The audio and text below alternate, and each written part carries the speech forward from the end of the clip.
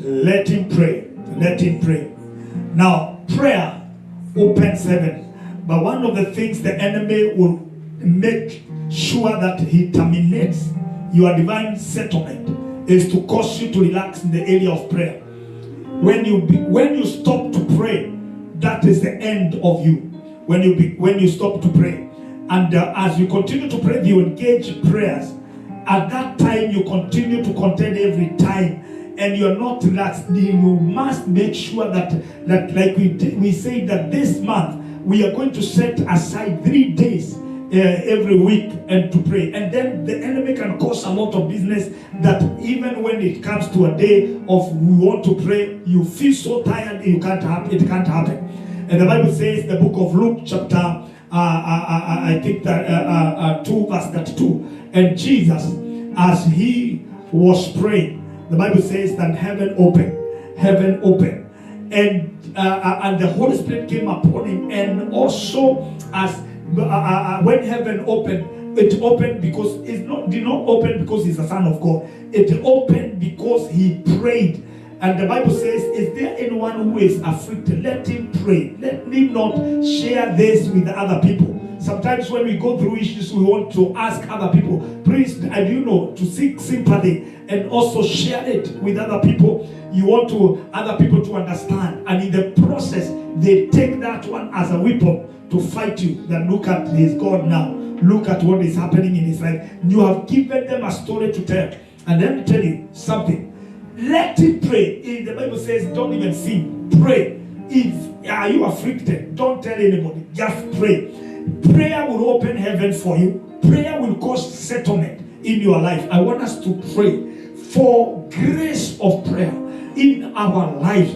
We pray that even the coming week, God will give you the grace of prayer. The Bible says, and the apostles remained in prayer. That is why we have a church today. That is why, because they remained, they were consistent in the grace of prayer. Come on, open up your mouth and pray for grace of prayer in the mighty name of Jesus. Even when you feel you don't want to pray, you can pray. Come on, open up your mouth for grace to pray. La cosa takayanda, rekapanda pasata pakatea.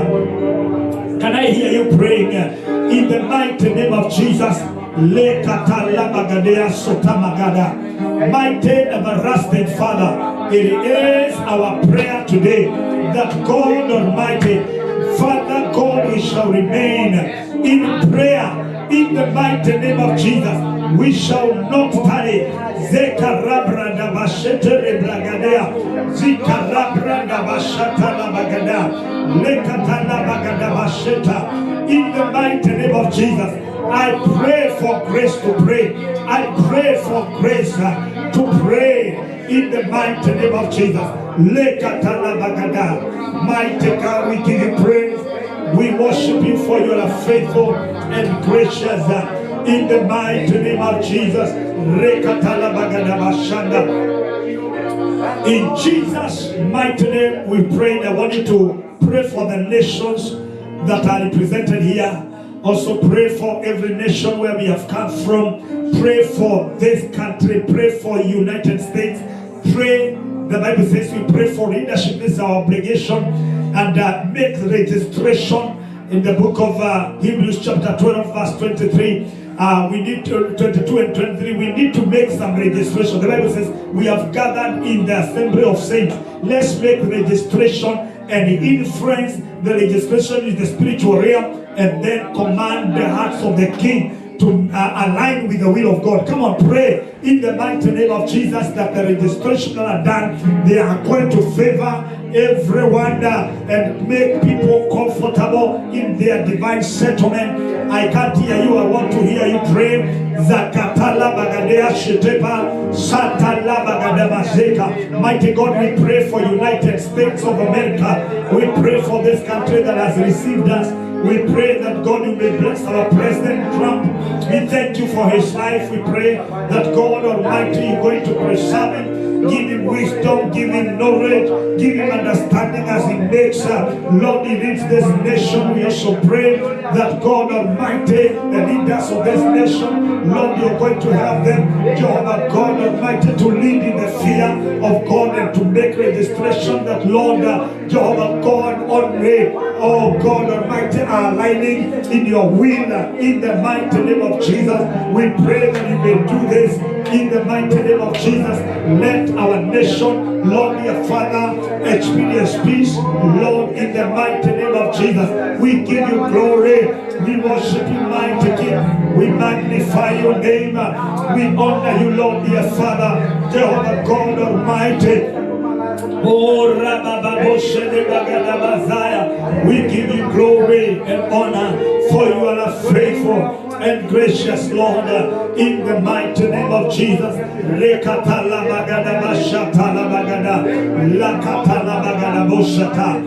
In Jesus' mighty name we have prayed. Amen. I want you to pray for this commission. Pray for every member you can remember.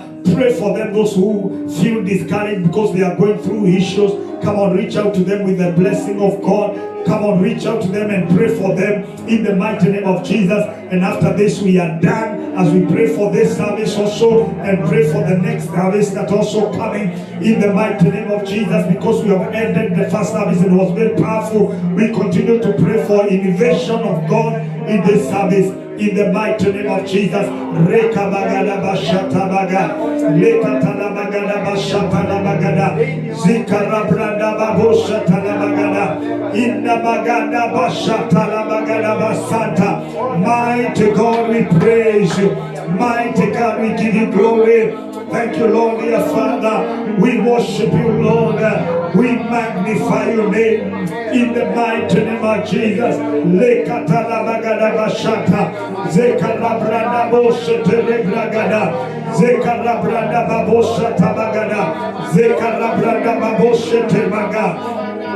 Yella bagada bashanda. In Jesus' mighty name we have prayed. Amen. I want you to hold your hands together. We hold each other.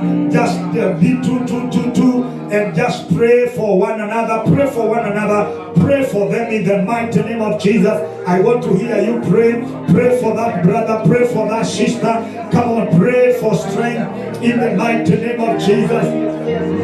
Oh, Rabababo Shada Bagada Bashanda, Makatala Bagada Bosatala Bagada Bosada, Zekebrada Boshetebrada Bosala Bagada. Mighty God Almighty, we pray for my sisters, we pray for our brothers, we pray for them in the mighty name of Jesus. We pray for grace, Lord, dear Father God. We pray that you may reach out to them with your blessing. Favor, Lord, dear Father. Reka bagada bashata, lekatala bagada boshata bagada, lekatala bagada basheteleba, lekatala bagada bashala bagada, zekala bagada babosata laba.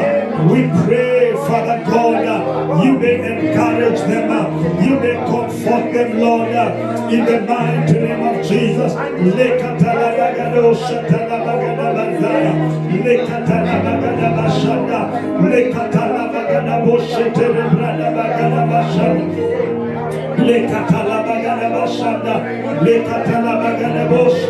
Mighty God, we give you praise. Mighty God, we give you glory. Mighty God, we give you honor.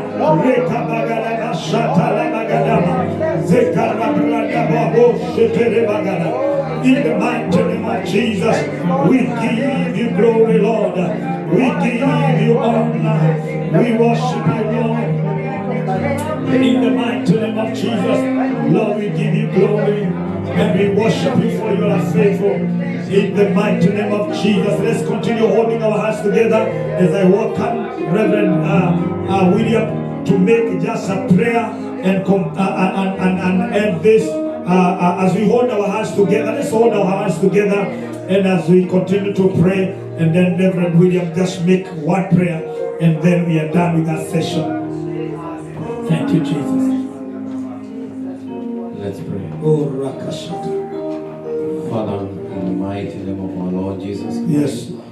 we come before you, oh God, to say thank you. Thank you for your love. Thank you for your grace. Thank you for the peace that you are enjoying, oh Lord. Thank you for your provision, Almighty Father. Lord, as we gather here to hear your word, we thank you because of thy Holy Spirit who is here to teach us and to guide us in all things. We bless your holy name, O Lord. Father,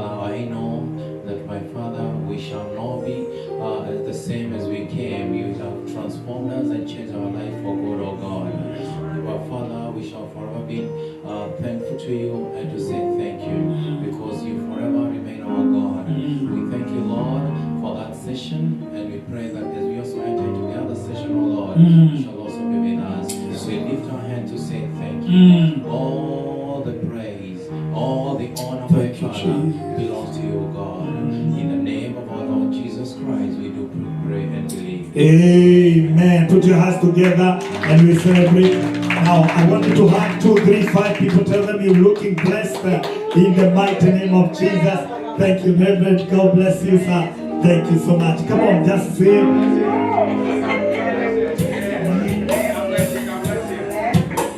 My brother.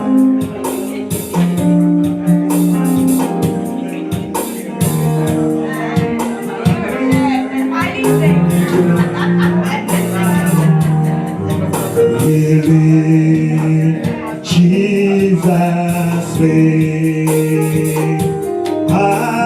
reign, Jesus reign. Are you a king of Zion, Lion of Judah? Jesus, I want to hear you sing reign.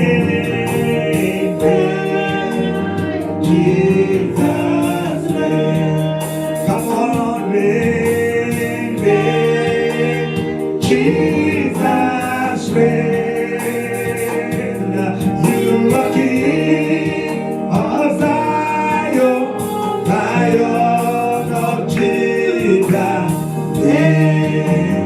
Jesus reign, come on, reign, reign. Jesus reign, come on, reign, reign. Jesus reign, are you a King of Zion, Lion of Judah? Jesus reign. Amen. I want to pray and then welcome Prophet Elias, and let's have a moment of devotion shortly, and then we continue with the next session in the mighty name of Jesus. Father, we give you praise.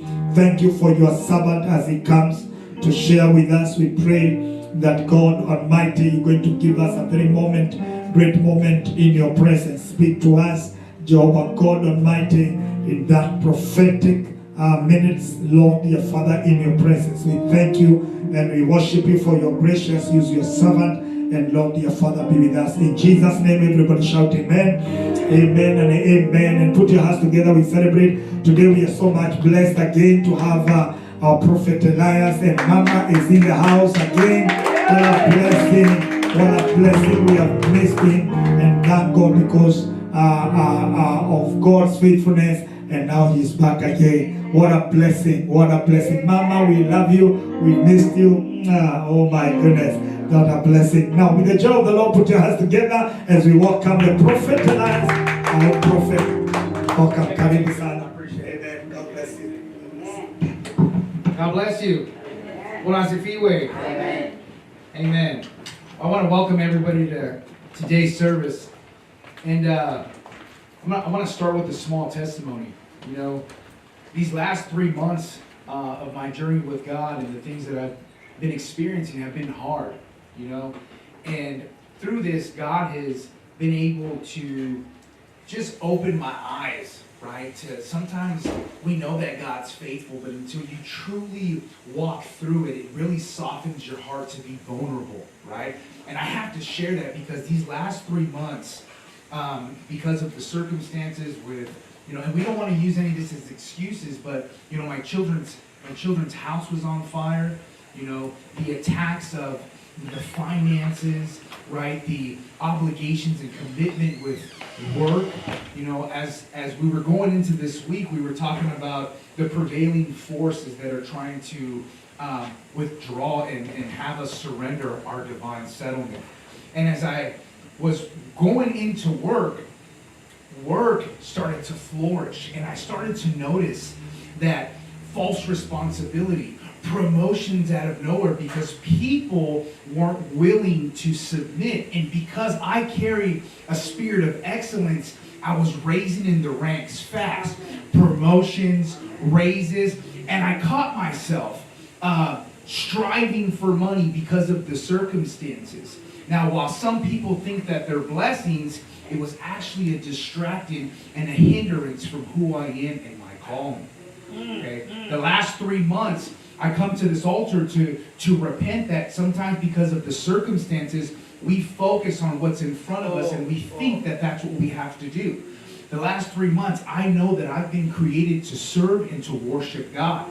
And in the last 3 months, I have to work on Sundays. It feels so convicting to work on Sundays. We're out there working 12, 15-hour days, and it just doesn't feel right. You know, especially when you know you have to be at church as a leader, right? And as we were going through our prayer points, how many people are waiting for you to speak? How many people are waiting for you to minister them to because of the grace that you carry, right? Pastor Grace has this evangelistic heart to be able to share the gospel with fire no matter where she goes. But through this experience, the Lord showed me that He will use me no matter where I'm at. Amen? And I just want to open up with a small testimony that while I was at work, I noticed while I was working the pressure of the responsibilities to make my boss's company grow, right? I was driven to show him how to do things in a godly way because I was working for a non-believer. And it's like oil and water, you know what I'm saying? And as I was doing that, I noticed that the enemy was trying to use the leader in me and my compassion and the spirit of excellence against me. Amen? I caught myself being overwhelmed, my body beaten up, tired and frustrated with the ways of the world. And the Lord opened my eyes to say, this is the gift. The people that don't believe in God strive for money, right? And they're chained to, almost enslaved to the ways of the world.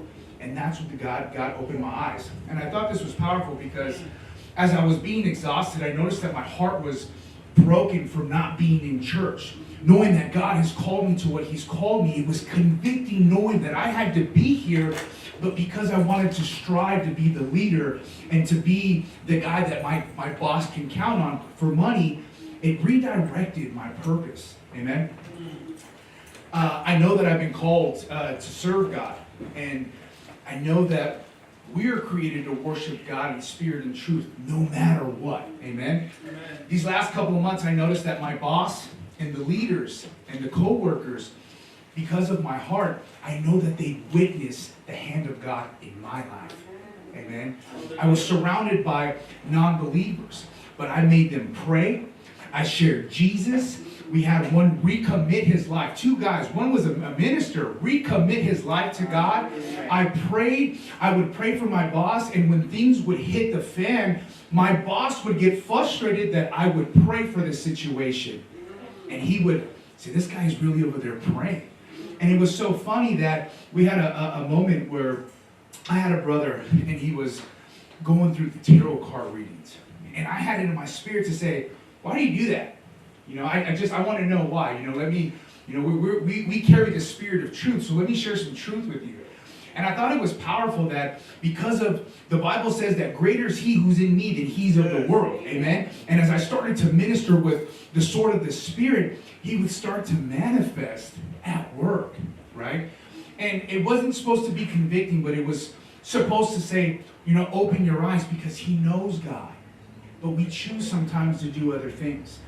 And I know because of the things that I've carried, I was an influence. And that's what I want to touch on today. Amen? With everything being said and done, I'm so glad. There's this peace in my heart that I'm back home because I know I need to be here. Amen? And I wanted to take a moment to thank, you know, Bishop, Reverend Joseph, the leadership in this commission because it's pushed me to be who I am. Amen?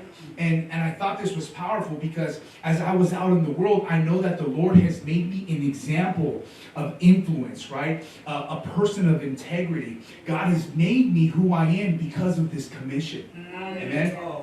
So I just wanted to take a moment and thank that. Let's get into the word. You ready? If you have your Bibles, one of the main focuses this week was 1 Corinthians chapter 14, verses 31 through 33. The Bible says, "For you can all prophesy one by one, that all may learn and all may be encouraged." Okay, verse 32. "And the spirits of the prophets are subject to the prophets." Verse 33. "For God is not the author of confusion, but of peace, as in all the churches of the saints." I'm going to read this out of NLT too. NLT version reads and says, again, 1 Corinthians 14, 32 and 33. The Bible says, "Remember that people who prophesy are in control of their spirit and can take turns." Verse 33, "For God is not a God of disorder, but of peace, as in all the meetings of God's holy people." Praise God. Amen. I'm here today to prophesy and to encourage everyone that we are in control. We are in control no matter the atmosphere, no matter the environment. Amen? God is not the author of confusion, but when people allow themselves to buy into the enemy's deception and desire to be rebellious against their right root of their settlement that God has upon them, we bring it upon ourselves. I come in this altar to say that these last 3 months was a decision, a commitment that I made, knowing that I had to be here, but that God would still be glorified through this learning experience. I value what happens here, and I had to go through what I went through to value, okay? And this is something that really touched my heart. Money is a tool, but we don't ever want to, I won't lose my calling. I won't lose, right? The Bible says that David said, "Lord, don't ever take your spirit away from me." And when we're out in the world, it wasn't that my spirit was running low on flames, but when you're constantly being held accountable, there's a fire that holds on to you. You know what I'm saying? Amen. Bishop goes on to write, and I thought this was powerful, that pride will chip in with everything else that we have going on, and it becomes the catalyst to our downfall. We sit here and we're like, God is blessing me with work. God is blessing me with a promotion. God is blessing me with finances, but I don't show up to work on Sunday. I don't show up to church on Sunday.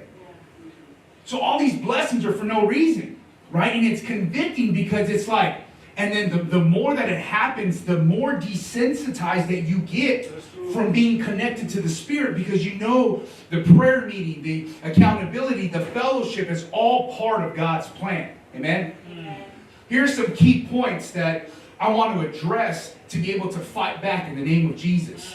Number 1, remember that the devil will never fight fair. He never plays by the rules, and he renews his attacks over and over again. Amen? Remember that the enemy manipulates and twists and perverse. He has no power but decides to distract and hinder and confuse.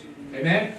Today I declare and decree that we will fight back with God's truth, His righteousness, and by the use of the Word of God. Amen? Number 2, identifying and knowing when you're under demonic confusion. I thought this was a blessing.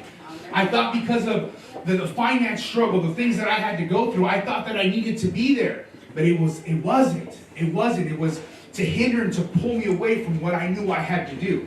Amen? So identifying and knowing when you're under demonic confusion. Okay? When you're experiencing spiritual forgetfulness. Okay? This is powerful. Disorientation or loss of focus. I know I have to do certain things. I know that the decisions I make will affect others. There's graces and gifts that I hold that are to bless people, to give people, to direct people. And I hinder those by making my own choices. Amen? All of a sudden, out of nowhere, we have this sudden lack of purpose for God. I know in my heart I have a purpose. That wasn't my purpose. Amen? Amen. When this happens, it should come to us like a red flag. We need to regroup and come back to the throne of God to be redirected. Amen? Number 3, and this is a big one Bishop was touching on too. It says, here's a big one for me. When something is possessing your prayer life that isn't God. when we start to not pray, I caught myself working so much that I was actually seeking rest, body aching. I would, as God has called me, I wake up to pray for people. I have a burden to pray for people, and now I found myself just praying for myself because of certain obligations and commitments that I have. Amen? Bishop goes on to say right here, and I thought this was powerful, that when something is possessing your prayer life that isn't God, Bishop writes, prayer is not the preparation for battle.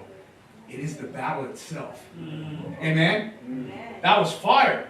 If we're not praying, right? If God has given us the ability to be co-creators, to be able to speak and to uproot and to bring forth, when we don't pray, we're not creating. We're not planting. We're not uprooting. Amen? The enemy's plan to steal our prayer life. If our prayer life is not growing, if it's growing dim, and there's a lack of prayer, the Holy Spirit starts to sound this alarm because God loves us so much. God says, Elias, it's time to come back. Season is over. It's time to come back to the fire. Amen? Amen. Today, in Jesus' name, I arrest every bind and I bind and arrest every spirit demonic that's hindering and trying to steal your prayer life in Jesus' name. I declare and decree that you will receive tongues of fire for the pulling down of strongholds, principalities, and rulers of the unseen world in Jesus' name. Amen? And I close with this small direction from the Lord and words of encouragement. From today, we command confusion to backfire in the name of Jesus. Right? Declare that confusion will not be our portion in the name of Jesus. Right? We must consider and always understand that the precious blood of Jesus is the most expensive thing ever. Amen? Use it. Right? And here's something that was powerful. Rejoice in your identity in Christ. And rejoice of who God has created you to be, because you guys are a blessing. Amen? And here's it is. The Bible says in 2 Corinthians chapter 5, verse 17, the Bible says, therefore, if anyone is anew in Christ, he is a new creation. All things have passed away. Behold, all things have become new. Amen? Let's pray. Lord God, I just thank you, Father God, for this church. Lord, I thank you for our commission. I thank you for our family. I thank you for the leadership. But Lord, I declare and decree, Father God, fruitfulness and multiplication from this altar in the name of Jesus, Lord. That the tongues of fire would rest upon us in the name of Jesus, Lord. That the fire of the altar of our hearts, Father God, would remain burning in the name of Jesus, Lord. Lord, I pray that you would saturate this service with your blessings, Father God, your presence. Lord, you are a consuming fire, Lord, that you would purify and renew all things for us, because you move us from glory to glory. In the name of Jesus we pray. Amen. Thank you.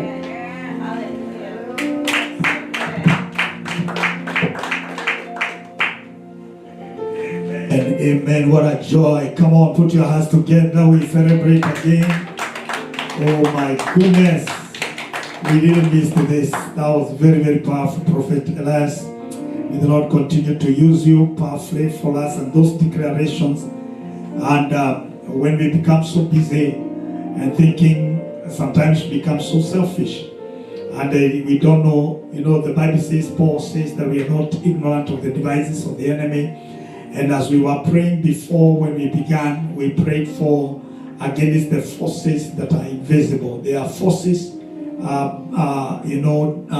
enemies which are invisible in our lives, and they need to really deal with them. Sometimes we see it's normal when you are working, when you are doing things, and when you feel like when you're taking care of your family, doing some projects, and even being overwhelmed, that God can understand when you don't have time for Him. But it's not true.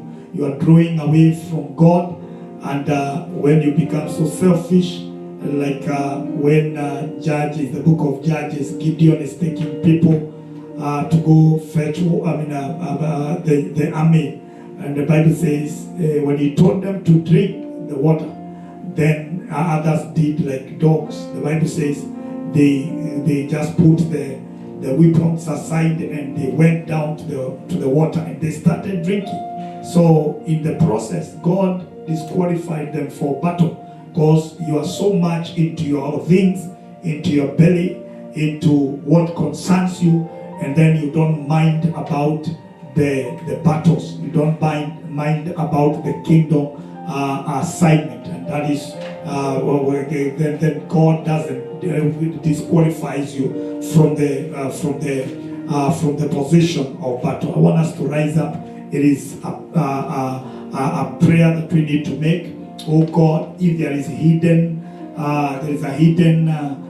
pride in me, selfishness of a kind of, but dear, please, let's do that and pray for a minute in Jesus' name. Make a prayer. We're just going to have a very short time in the name of Jesus, and then welcome the praise and worship. We're going to have a moment of praise and worship in the mighty name of Jesus. Do it. Come on, lift up your hand. If there is a hidden pride in me, a hidden pride, something I can't, so selfish that I didn't know, God, I pray that you may uproot it in the mighty name of Jesus. We have God who deals with anything that is not of God in our lives in the mighty name of Jesus. Reka bagadaba shatala bagadaba.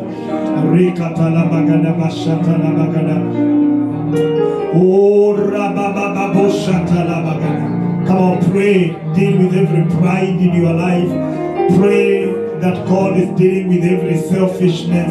It is a hindrance to our divine settlement. In the mighty name of Jesus. Mighty God, we give you praise. Oh, Rabababu Shata Bagada Bashanda, Makatala Bagada Bashatala Bagada, Lekatala Bagada Bashanda. Thank you, Jesus. Father, we give you praise. Lekatala Bagada Bashanda. Oh, thank you, Father. We give you praise. Thank you, Jesus. We give you glory. We give you praise. In Jesus' name, I want you to lift up your hand and you're going to make a prophecy for yourself. You prophesy that this dispensation of the last dispensation of the year, what God spoke to us in that year, in the beginning of the year, that you declare war. You're going to declare war and tell Satan out of your divine settlement. The Bible says when God gave them their lot in Canaan, then at that time Joshua told them, whatever you're going to do, whatever you can clear, it becomes your inheritance. We have the mountains of Ephraim, people who are able to die.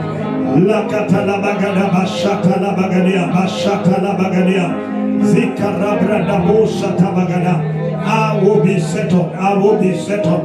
My family will be settled in the mighty name of Jesus. Yes, will be settled in the name of Jesus. Thank you, Jesus. As we continue to pray, our request on the screen we have blessed assurance. Jesus is mine. As we continue, just continue praying. Don't worry. Pray, and praise and worship be here in the mighty name of Jesus. Can you speak in tongues for a minute and download the grace in the mighty name of Jesus? In the mighty name of Jesus. Oh, glory to your name.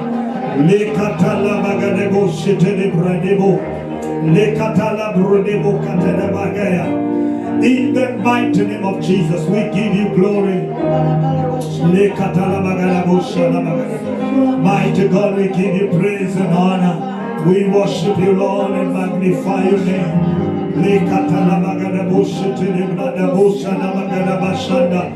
We give you glory. We worship you. We magnify your name. Oh, thank you, Jesus. Father God, we give you praise. In Jesus' matchless name, do we have blessed assurance on the screen? Oh, thank you, Jesus. Thank you, Jesus. You can also take your phone and just do the lyrics very, very fast so that we can save time in the mighty name of Jesus. Thank you, Jesus. And I want you to sing it from the depth of your heart, because this one is, we are sure that the coming dispensation is ours. We are going to be settled. Blessed assurance, Jesus is mine. Oh, what a fountain of glory divine.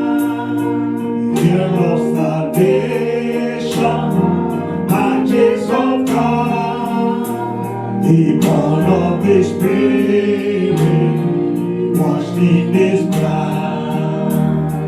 This is my story, this is my song, praising my Savior all the day long. This is my story, this is my song, praising my Savior all the day long. He perfects salvation, perfect in love. Visions of wonder are passed on my side. The angels descending, bring from above. He echoes of mercy, whispers of love.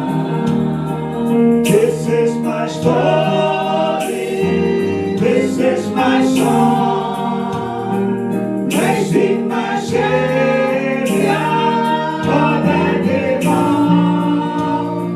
This is my story, this is my song, praising my Savior all the day long. He perfects salvation, all is at rest. I am my Savior and happy and blessed.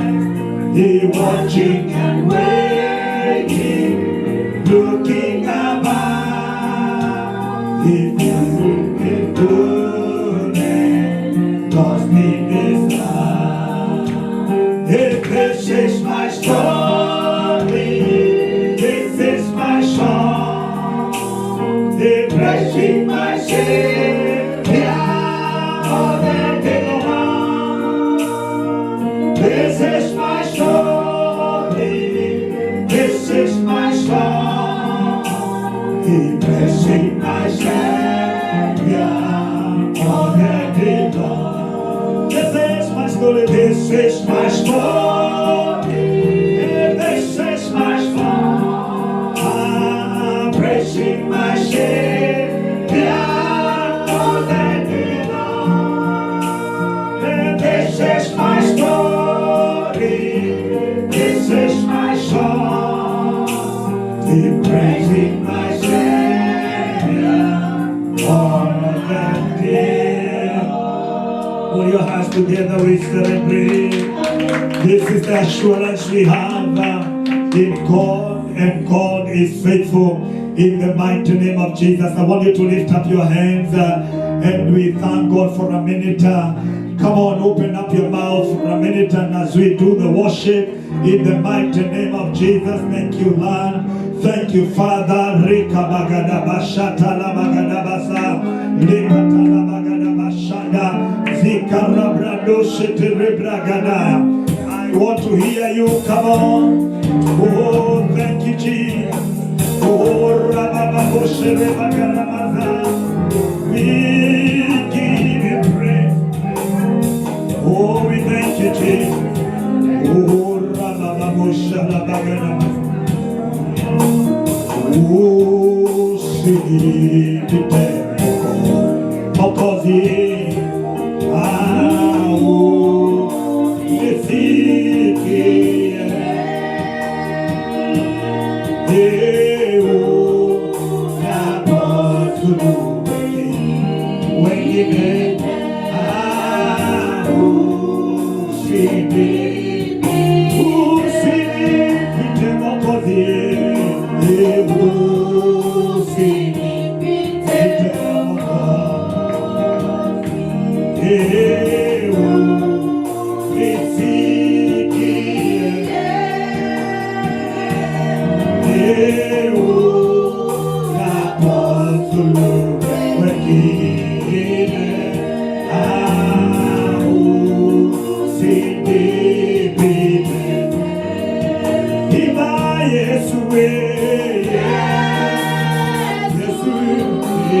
Yes,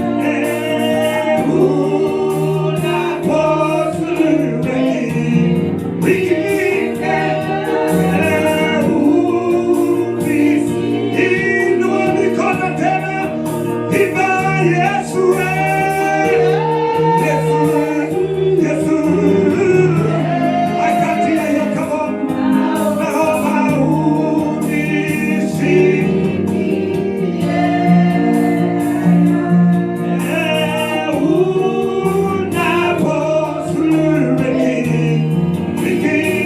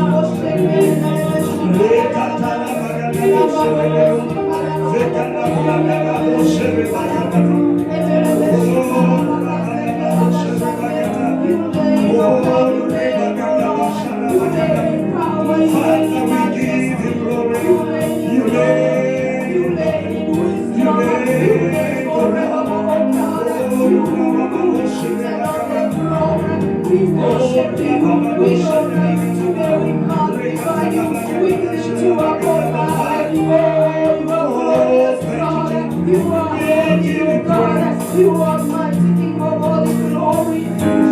We bow down and worship Yahweh.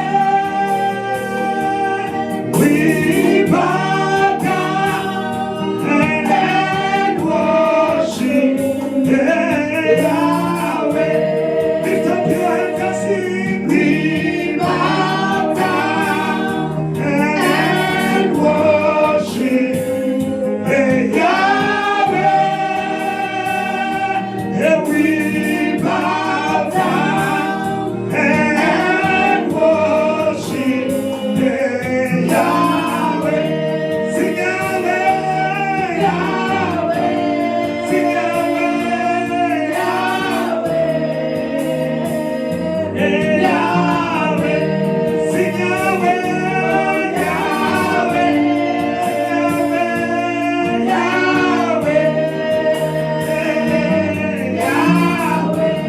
Sing Yahweh, Yahweh. Sing Yahweh, Yahweh.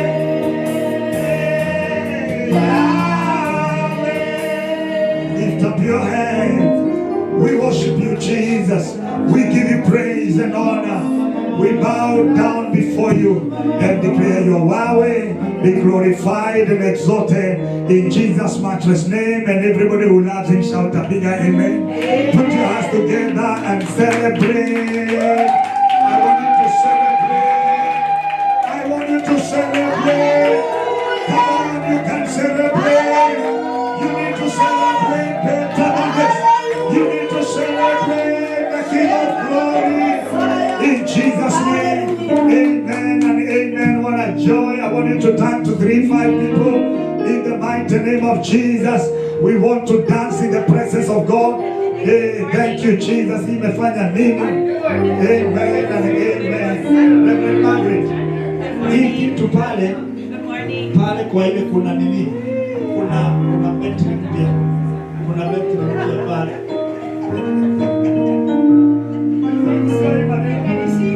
Hey! Hallelujah! Amen. Amen.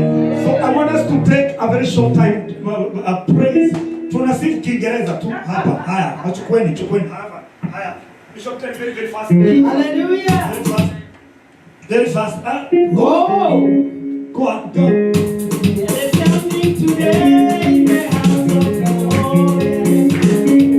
In the house of the Lord, there is something today in the house of the Lord. Hallelujah, today in the house of the Lord. There is something today in the house of the Lord.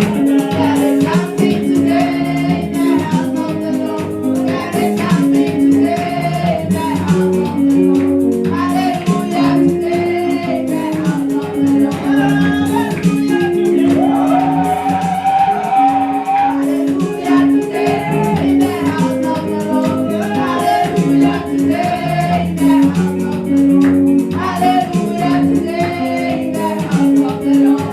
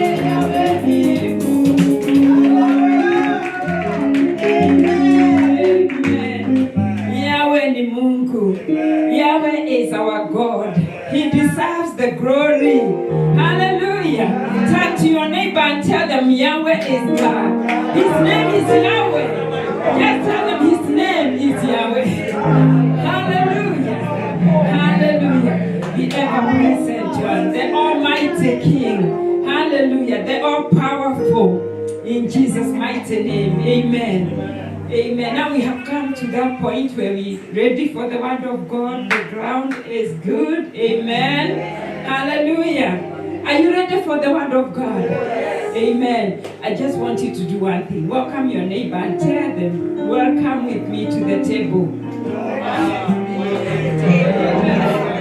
Be generous, be generous.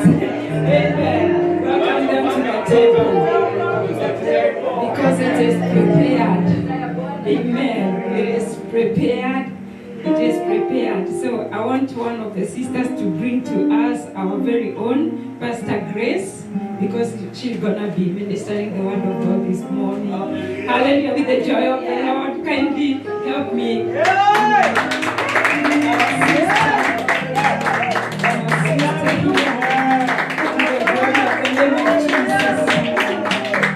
Looking so good this morning and blessed. Amen. God bless you. Kiarie. Praise the name of the Lord. That worship was great. It was powerful. I was feeling like we need to dwell there and stay there. Bishop, why did you stop? I reached a point and I felt like it was now not us. It became angelic. Who sensed that? Definitely today was a different day. And that was a different day. Oh, may the Lord help us and keep us there, even in the course of the week. I'm so glad to see all of you, and even to get this opportunity from our Papa, Bishop, Professor. I told him I will not be calling him. It has been superseded now by the Professor. Professor, Dr. Bishop Zoten Izaki. Thank you for that honor, Bishop, for allowing me to come and minister in the power of the Holy Spirit. Because there's nothing I can tell these people apart from what he tells me. Praise the name of the Lord. My name is Pastor Grace. I'm a mother of 3, a wife of 1 husband called Gerald Gatia. My son's name is Stephen, Paul, and John. And one is 33, 29, and 23. I bless the name of the Lord. I really count his blessings and I name them one by one. Even when things turn dark, I still count them and tell the Lord, this is your doing, and no one will stop it. In Jesus' name. And therefore this morning, I think that clock has a problem. It's not right, is it? Can it be 9 o'clock? Is it 9 or 8? So I better use my phone. Okay. I think we have good time to be in the presence of the Lord, and I have a gift. Who loves gifts? I have a gift. Today everybody is going home, including the bishop, with a gift. Praise the name of the Lord. And at least that will encourage you so that we hold on up to the end of the sermon. We have been talking about divine settlement. And this word has been deep in my spirit, and I know it's been deep within you. We just didn't take this word, Bishop, literally. I want to believe we've been contending. Because when the word of God is released, ours is to contend to receive what that word carries. And therefore, as it is always here, the Lord has called us to spiritual stability. That is what he's accomplishing for us this year. And already you have seen the fruit. Who has not? Who has not seen the fruit? This morning I was carried by a new car. Hey! Why? Who told you? I was carried in a new, I was driven to church.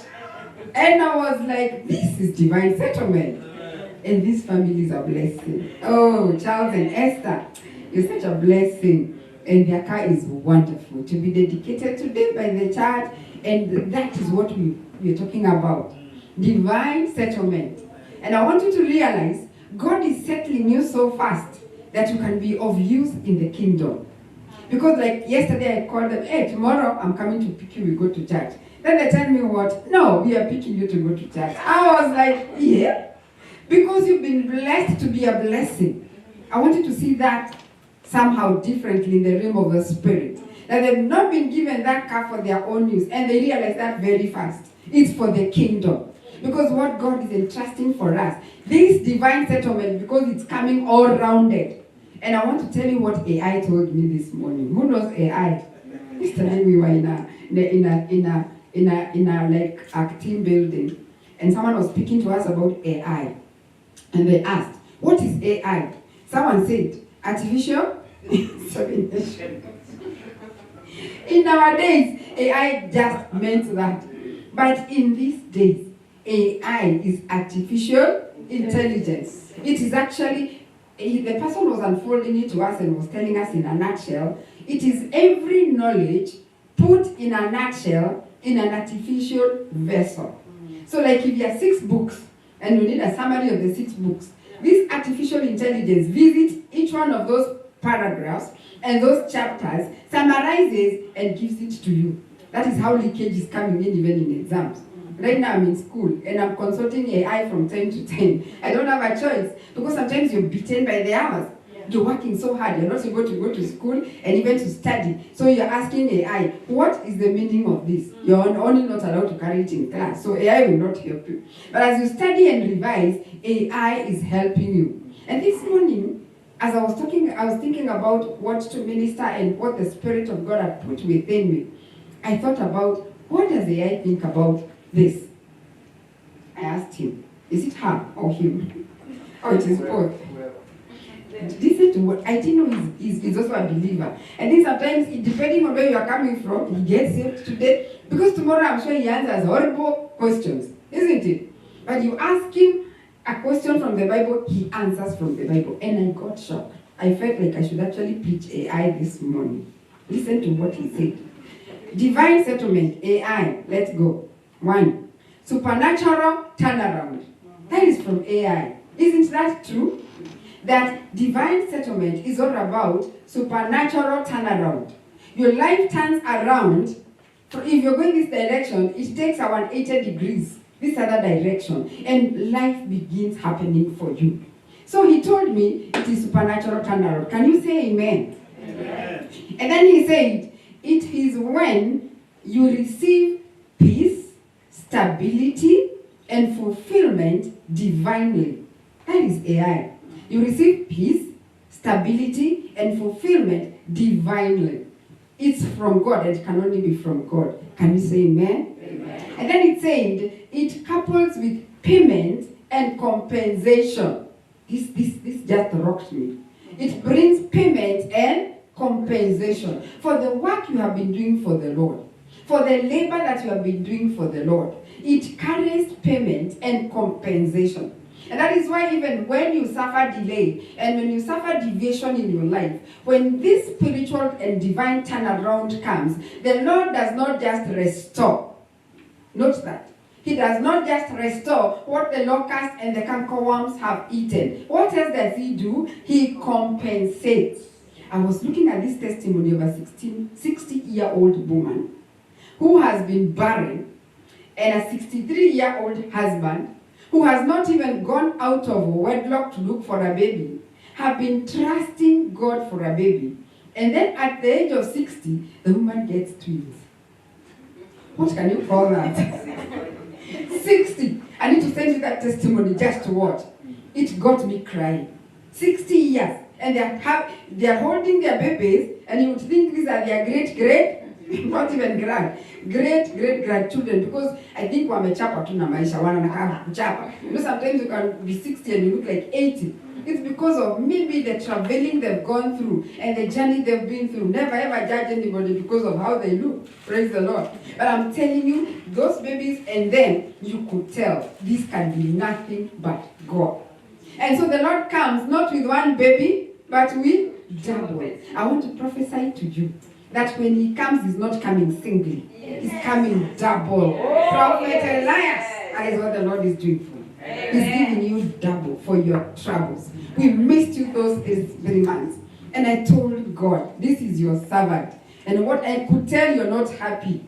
Something told me you were not happy at what you were doing, especially when we had the conference down there. And the Lord will come with double for you.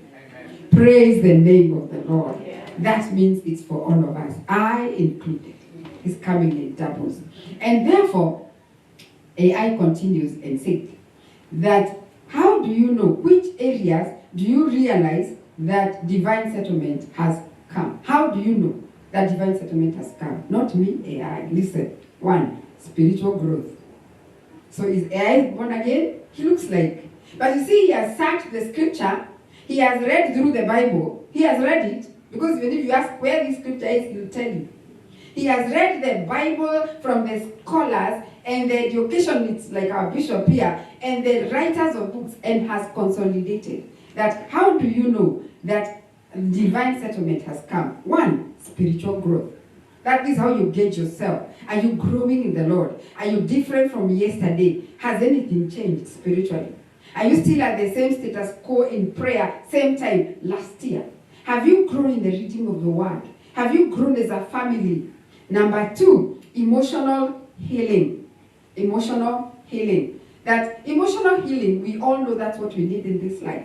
I can't preach if I am sick. Last night I had a bad toothache. I even told the bishop, oh, my tooth. And the Lord has ministered to me strength this morning. I could not even chew. And we had gone for a team building, there was meat. I could not, and you know I love meat. I love Maggie. I love King James meat. I could not chew with this mouth, so I was very frustrated. I ate rice and chapati, and I came. But this morning, the Lord has ministered healing. That is a sign of establishment. The Lord is healing you in Jesus' name. And even healing you emotionally. Emotional healing is greater than physical healing. In fact, many times emotional heartaches are the ones that bring sickness in our bodies. So when we're healed emotionally, all rounded, we receive healing. Hallelujah. Receive it in Jesus' name. Number 3, financial stability. Yeah, no, Reverend Maggie agrees with me. Even me, I want to become a millionaire. Yes. Financial stability is a sign that the Lord has visited you and is doing what? Divine settlement. And remember, I said from the beginning, these monies are not for us. They are for the kingdom. They are for advancing the kingdom. And I want us to look at a man today who had divine settlement that enhanced his fulfillment of prophecy. Praise the name of the Lord. So I have not even gone to my message. I'm still on AI. I'm on number 4. You become a carrier of settlement. Carrier of settlement. You settle others. The Lord has settled you. Blessed to bless others. Praise the name of the Lord. Like what my friends here did. They were blessed with a new car. I was the first one to enter that car. Praise the name of the Lord. What a blessing. That car is blessed forever. Receive it in Jesus' name. Amen. And then marital harmony. This is lacking in marriages. I'm telling you, even in the Christian realm, things are bad. This morning, my sister told me about a very young couple in the UK that came from Kenya. And now the husband is telling the wife, I was not even intending to marry you. My mother forced me. And they have 2 kids. And they have been blessed with a work permit. They live together. There is nothing they don't have. And I was like, God. And I told my sister, let me tell you, these nations are not good environment for marriages. But the marriages are still working because there is God in heaven. And I told her, we will pray. Praise the name of the Lord. So when you find marital harmony, know you're being settled. And then number 7, physical health. You're on emotional, even physical health. The Lord will heal every ailment you've been going through during this settlement period. Receive it in Jesus' name. Can you preach when you're sick? You can't. So the Lord needs to heal us so that we can do the gospel. And finally, 8, I'm still on AI, protection and safety. Is there anything we need in this life than that? That when you're here, you know your children, you know your family, you know your property is safe. Who can do that other than our God when He said to us? That we don't have to live and to sleep like panicking. Look at how the Lord saved the children of our prophet Elias. That fire was not coming just to finish whatever it finished. It was coming for the babies. But praise the name of the Lord. Actually, when I heard that, I thank God, Prophet Elias. I was grateful that we are not mourning any one of those children. Because the devil does not come to live a life. He comes to do what?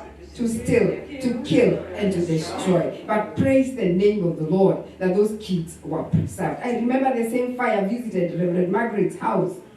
In a bad way, they were asleep. And the fire mushroomed from the sitting room. Look at the protection of the Lord. Can we clap for this God?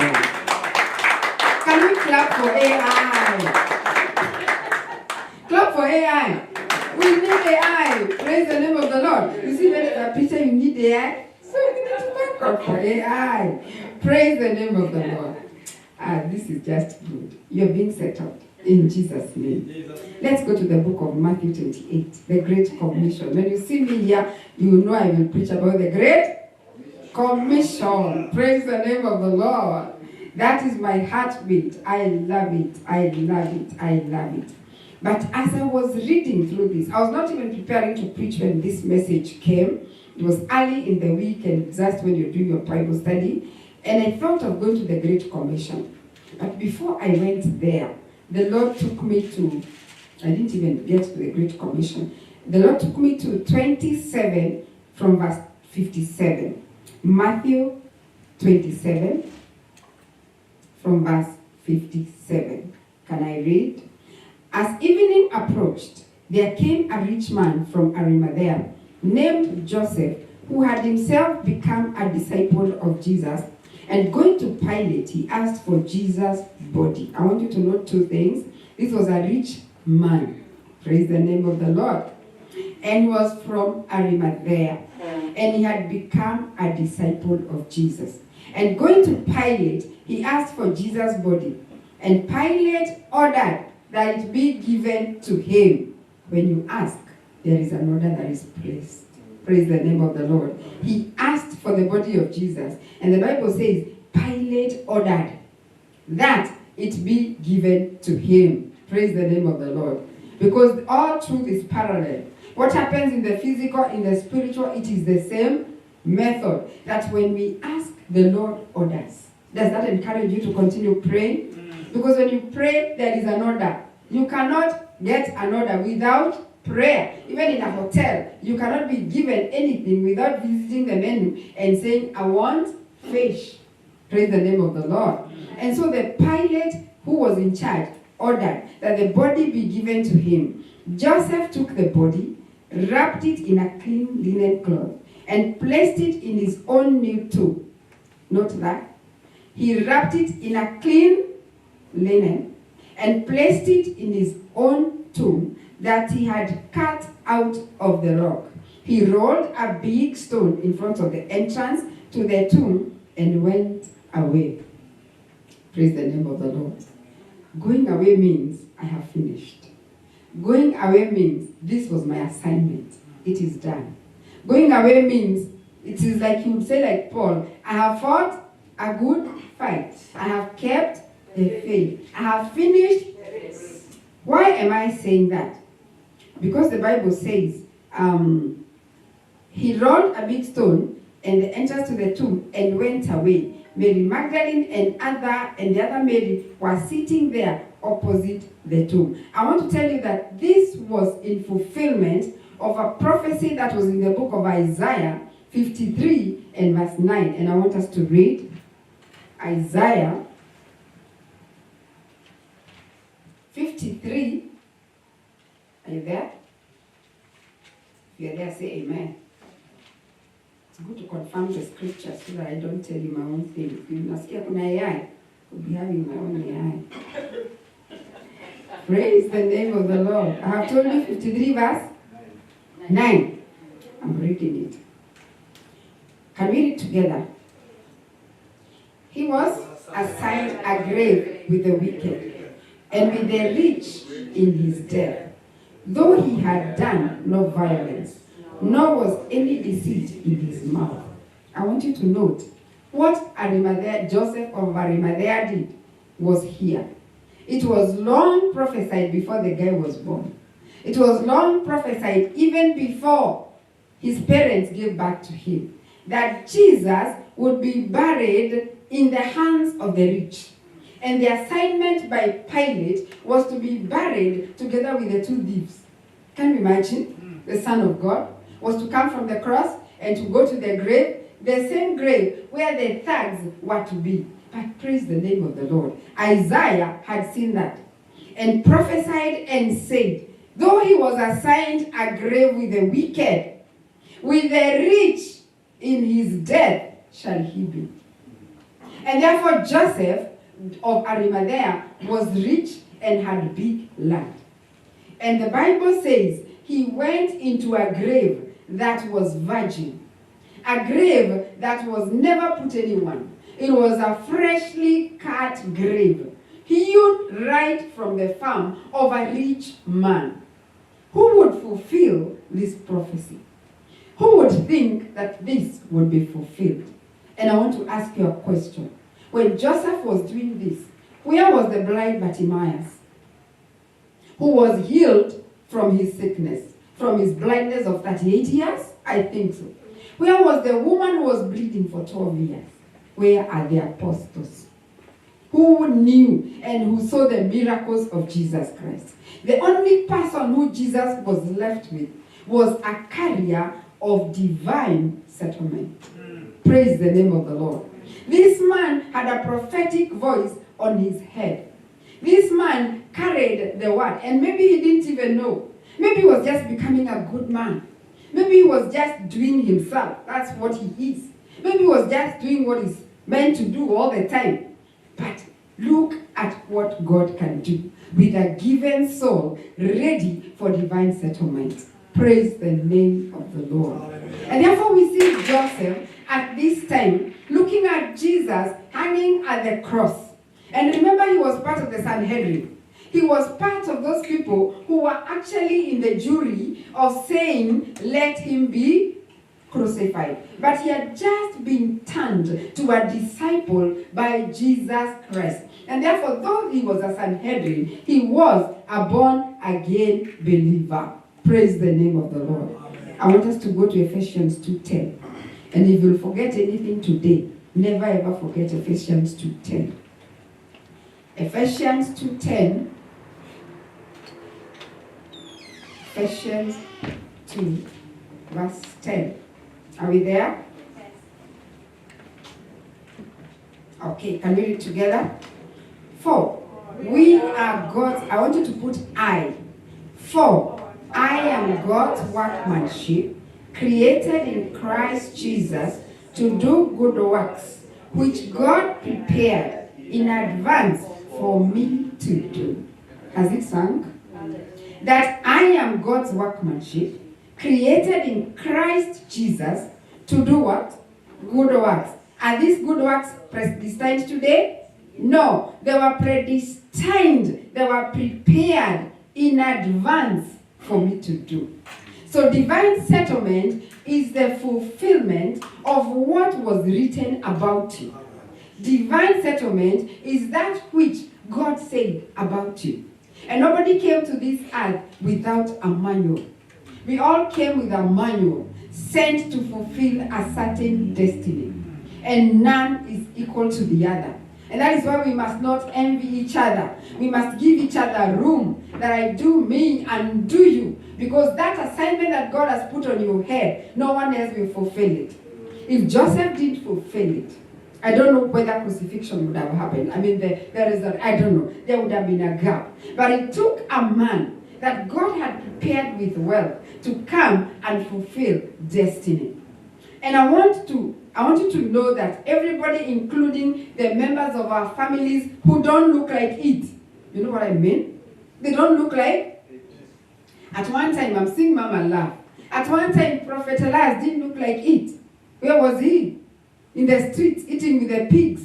Me and you, where were we? We also had our own pigs, our own style, wherever we were. We didn't look like it. But because there was a prophetic destiny on our forehead, the Lord brought us, and that's why we are sitting here, not by accident. It's part of what was in the book. And this is what Jesus said. Jesus said in the book of Psalms 40 and verse 7, I have come in the volume of the book. Jesus just didn't appear. He just didn't surface. He came to fulfill prophecy. And that is why even this scripture, there is a portion that says, according to the prophecy in the book of Isaiah. You're given a reference, 53 verse 9. So you must be having a scripture in the Bible that talks about Reverend Maggie. There is a scripture that talks about my sister Esther. There is a scripture that talks about me. And that is what we are talking about, knowing that you are getting to your divine settlement. And as you approach your divine settlement, I want to tell us that Jesus had to settle Joseph first. Remember, he became a disciple from being a Sanhedrin. And when he became a disciple, are you seeing like Jesus knew what he was doing? I'm seeing like he knew. Being God, remember? He was God. And maybe he knew this is the guy who must get me from the cross. And he cannot get me from the cross when he's a sinner. So first of all, he ministered to him. And when he ministered to him, he converted him. And he became a believer. So even when he's burying Jesus and asking for the body, I'm sure the Sanhedrin, the court, and the rest of the judges are asking, this guy, what's wrong with him? He wants to bury this dirty man. He wants to bury this hypocrite, because they were calling him anything. But because he had been born to fulfill destiny, when destiny knocks, you cannot stop it. Praise the name of the Lord. When destiny knocks, no one can stop it. It is time, and the river must flow. And therefore, when Jesus ministered to Simon, Simon now went and ministered to Jesus. He positioned himself to fulfill his God-given destiny. Destiny is intertwined. I think you know that. that you are intertwined to be a destiny helper to someone. You're a dot in the line. And if that dot does not fulfill its part of destiny, there are lives that are pegged to that dot. Are we together? There is a person, like the Bible says, remember the talents? There's a guy who was given how many? 10. Another one was given 5. Another was given. Assuming these talents are like souls, that you're supposed to preach to 10 souls. What happens if I'm given 10 souls to preach to and I don't? What will happen? They will not fulfill destiny. And destiny is intertwined. And destiny is interdependent.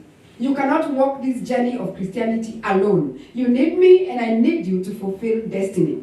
And therefore you must be very careful who you ignore in this life. You must be very careful who you embrace in this life. You could be ignoring your Joseph that you will require at the very time when everybody else has gone. And there are times when everybody else goes, including the significant others. That's what they call them here. That's the very inner circle. That this is the person that remains when all is gone. And that's why we must be very sensitive to the Spirit of God and to the leading of the Spirit of God, even on relationships. We must invest on destiny-oriented relationships. If a relationship is not gearing and pushing you to your destiny, for God's sake, leave it. However good it is, whatever they are giving you, it doesn't matter. But so long as it's not propelling you to your God-given destiny, just leave it. Praise the name of the Lord. And therefore, Joseph is already transformed and is already waiting and is looking at this scenario, feeling very bad that he was in that court and there is nothing he could have done about it. Although he told them openly, I don't agree with you, because he had known who Jesus Christ was. Praise the name of the Lord. And the moment he went and took the body of Jesus, the Bible says he wrapped him in new clothes.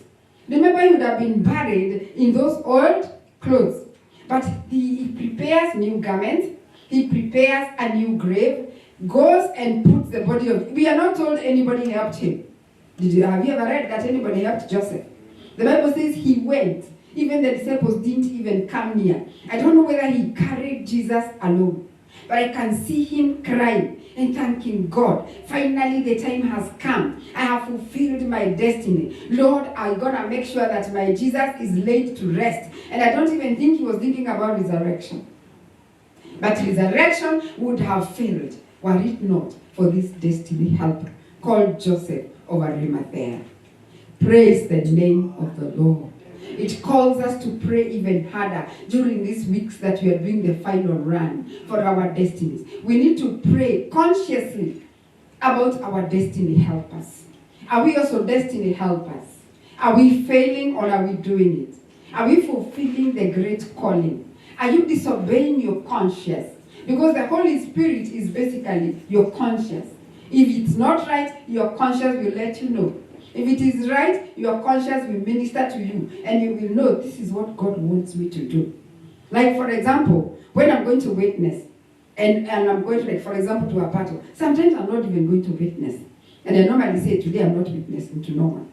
And so I go there, I have my me time, and I really feel good, and I'm going home. All of a sudden, the Lord sends me to someone there. I'm like, was I to go there? And I went. And the moment you go there, the Lord has already prepared that vessel. Because as many are as the children of God, they are sons of God. And as many are led by the Spirit of God, they are sons of God. The Spirit of God will give you that musukumo.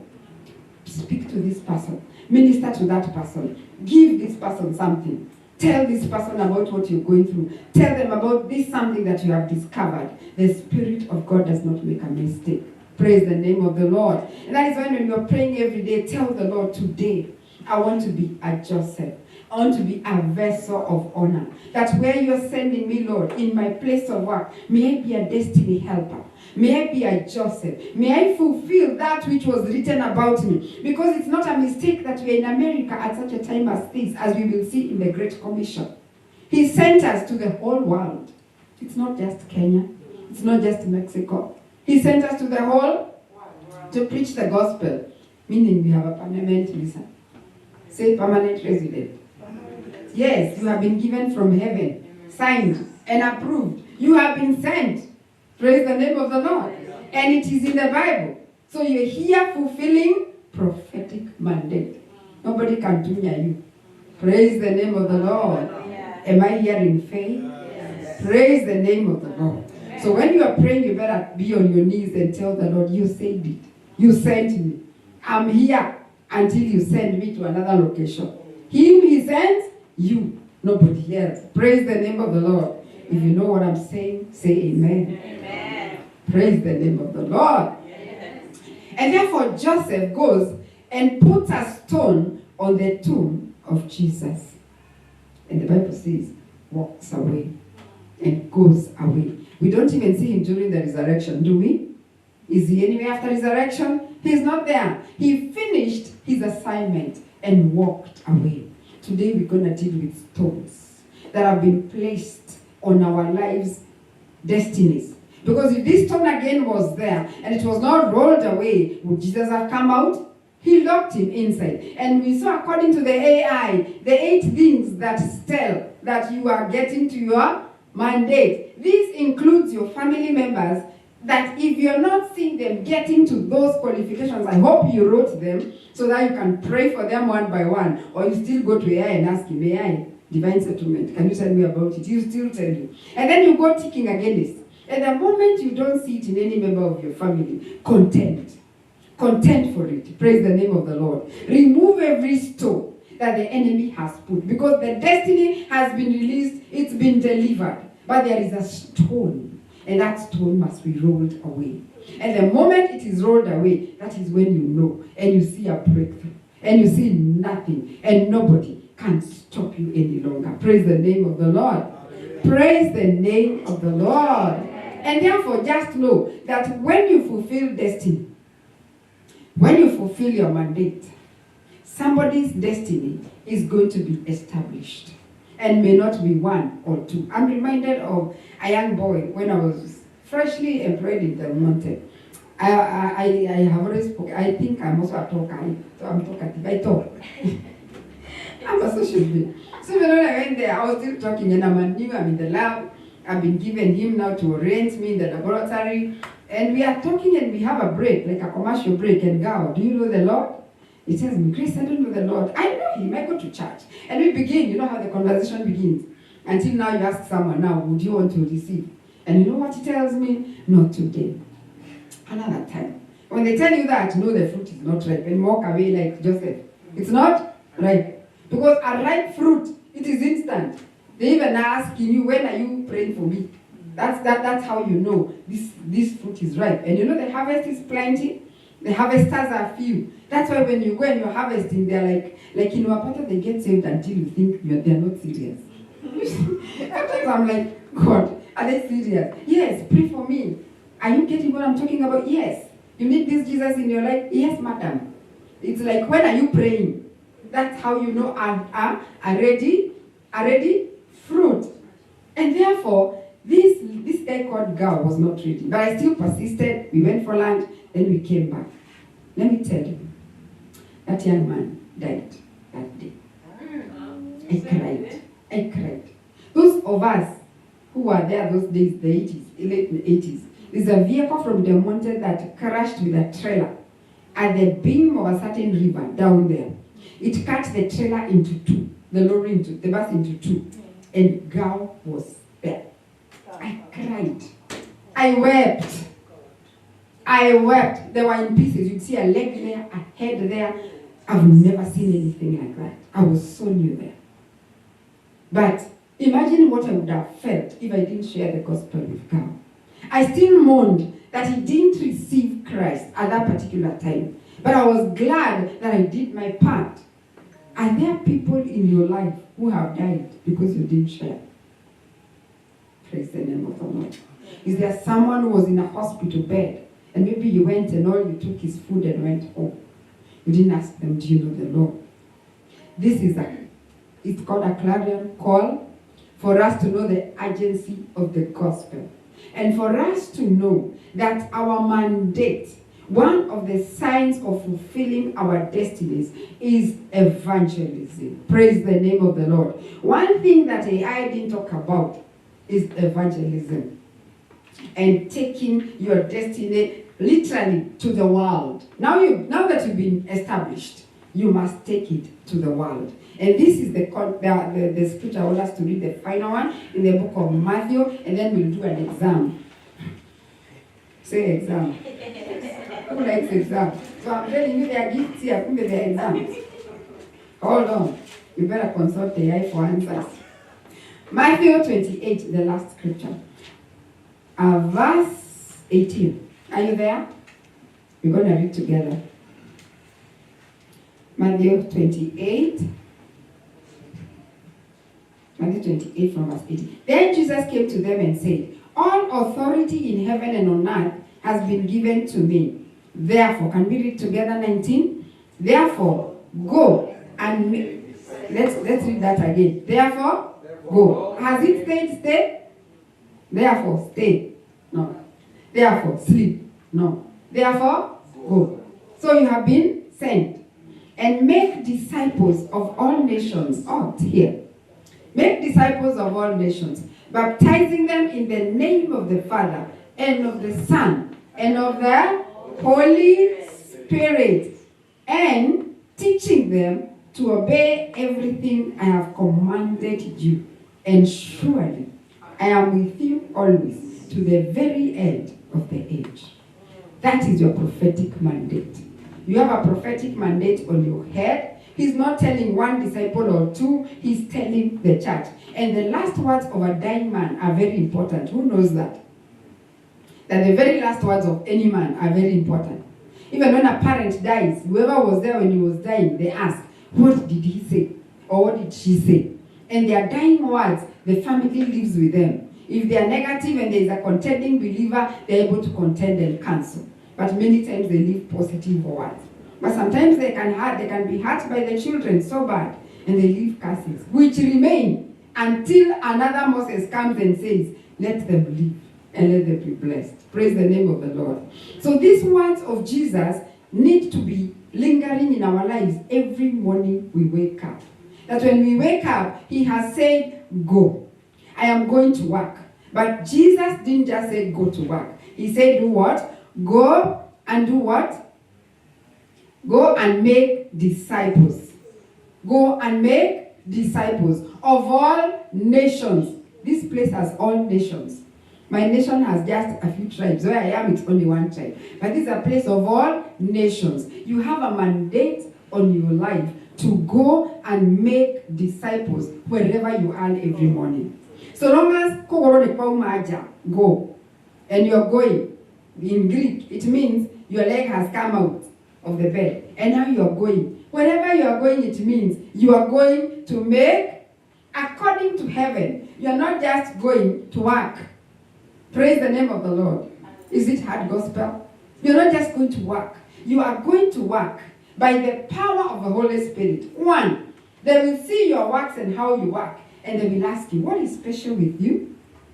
And I think believers need to get to that level where we are not just shouting, I'm saved, I'm born again in our places of work. By the way, they'll not even take it. They'll fire you. Yeah? But the Bible says, live such lives that the world will come to the Lord without even a word. Can your colleagues come to the Lord? Mm-hmm. Your colleagues. Or you keep blasting them and rebuking them, and they don't even see Christ in you. Can your children come to your God? Can your husband, can your spouse come to your God? Can your boss come to your God? Can the residents we look after, can they come to the Lord because of the kind of care you take over them? The other day, an old man, he's about 90. He blessed me, and I took that blessing. He cried. He told me, Grace, why are you caring for me so hard? You're looking after me with so much love. I'm not used to it. He said, crying. I'm not used to it. And he said I was a veteran. I started doing these things when I was small, and I've been helping people. But rarely do I get people who are kind. And I felt like crying. I actually teared alone. And I said, praise the name of the Lord. My God has been glorified. You are able to preach to that man so easily. Because you're able to tell them, it is Jesus in me. And then he'll ask you, Jesus? And he'll accept like it's a joke. So first of all, we preach wherever we are. By the people we are with. That is the Jerusalem. The disciples were taught preach in Jerusalem, then in Samaria, and then to the uttermost parts of the world. So before we come wherever we go, we've preached in our homes, and our God has been seen. Praise the name of the Lord. Is he seen in your home? As you do marriage, as you do child bringing, child, it's called what? Child, clear. As you do clearing, is it like sometimes with my firstborn son, we've had issues, we've crossed. There's even a time I used to beat him tall as he was. And I was like, my pastor told me, wait, don't be beating him. If he beats you, you know that's a curse. But my son is so cool. He's cool, he can't beat my mother. And I remember I used to quarrel him, and he used to be nasty in so many things. And then he would come and tell me, Mom, I still love your God. And I would say, oh. So he knows, even when I have issues, it's because of his character. Praise the name of the Lord. Then he keeps saying, were it not for my mother's prayers, me, I could be dead. He even tells the drunkards like that, and they tell me, hey, your son tells me, your prayers. You know, that's a good testimony. But supposing I hate him, he would have known I'm disciplining him out of hate. So even as we discipline, we must couple with love. But now we must go the physical, the one of going out literally and talking to the world. And Jesus already has given us this commission. Praise the name of the Lord. And today, I want us to know, how do we do that? And this is the exam. Praise the name of the Lord. My gift is a small booklet. How many have ever seen this booklet? Those of my age. How many have seen this? Yeah, these are contracts. We used to give them out in Kenya. I literally sent for this. Someone was coming from Kenya, and I've been yearning for them. Because in 5 minutes, you're able to preach the gospel. If the fruit is right, they are saved. Yes. Within 5, we are coming now to the old-time religion. And here we are. We have refused to use our phones. We are ever TikToking and Telegramming and WhatsApping. I am victim. Praise the name of the Lord. But for us to come out of that and now go, we need a tool that will help the church. And this is a tool I was trained on in 1989 by the New Life Ministry. And since that time, it's a tool I have used, though I don't know where I lost my copy. So this is your copy. And it's, you can't give it out to a non-believer because you need it as a tool. And these things I realized they are on Amazon. Yeah, they're in Amazon. And because the ones from, yes. And the ones from Kenya, have the telephone number of the Life Ministry. So if you give someone, they will call the Kenyan number and they won't be helped. So if you're using this to minister, you need to change this number to your number or the number of the church. You can even give them my number, Reverend Maggie's number, Bishop's number, whatever number. If you're not comfortable, just leave it there on the booklet and maybe give to them once they finish. But if you have one, now you have to buy for yourself copies from Amazon. This is where commitment comes. Praise the name of the Lord. You know the way we buy clothes and the shoes that we buy from Shane? Now instead of that, we'll be buying tracts. Praise the name of the Lord. We must fulfill this destiny. And the time is short, dear ones. The coming of the Lord is not far. Just look at the signs. We must preach as a gospel outreach church. These seats must be filled. Not with people from other churches, but with people harvested by us. Because when you harvest them, by the way, they stay. When you harvest, your children, can they leave your house? They can't. And we were discussing with Reverend Maggie the other day, Bishop, about discipleship, because that's what we are lacking. And now Prophet Elias is here. We need to disciple these people. Because now, can you see them? They are not here. You try reaching them on phone. You can't. Some of them are working. Others, they are telling you, it's very far, I can't get there. I keep following up on them. But if you can have an online platform, because Jesus is very categorical. He's saying, make disciples. It's not enough to share the word, but we must make sure that we follow them up and they come to the church. We must be the Josephs of making sure the stone is now put. They can't come out. Praise the name of the Lord. Praise the name of the Lord. Amen. When you disciple them, where will they go? They can't go anywhere. This is the mother, this is the father. And therefore, I'm giving my sister Ruth to distribute one each. This was start with the bishop. But take her straight. It also helped those who are those who are witnesses. Yes. Because it shows in the scriptures to use or to quote. Yes. Amen. And Reverend Maggie must have used it. Yes. Old time religion. It. Give me that old time religion. Give me that old time religion. Give me that time religion. It's good enough for me. It was good for Paul and Silas. It was good for. It was good for Paul and Silas.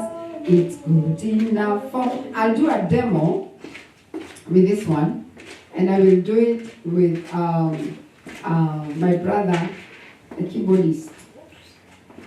Come.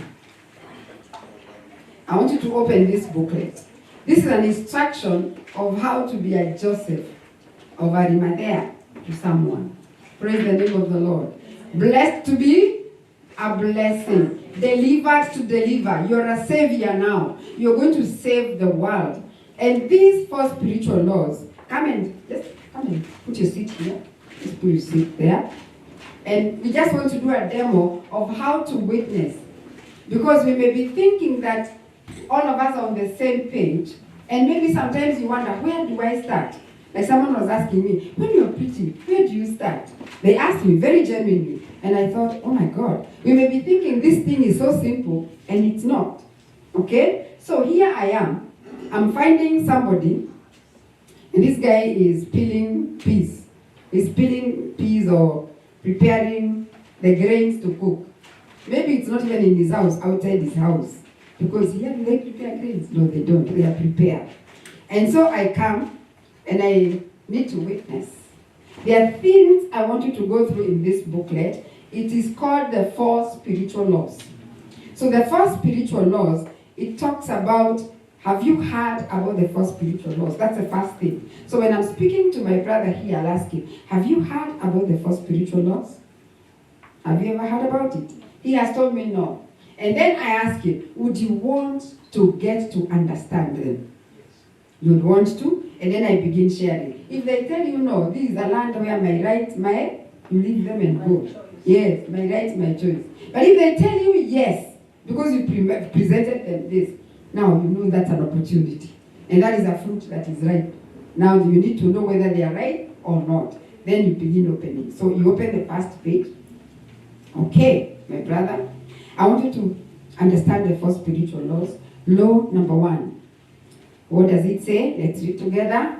God loves you and offers a wonderful plan for your life. Who won't listen to you when you start that way? Who doesn't like to be loved? And maybe you have found someone who has never been told by anybody, I love you. And here you are, you're telling them, there is somebody who loves you called God. And yes, I love you. Because if you didn't love them, you could not have gone to them. And so you tell them, God loves you and offers a wonderful plan for you. And then you read the scriptures together. Because how you understand law 1. In the book of John 3:16, what does it say? Let's read.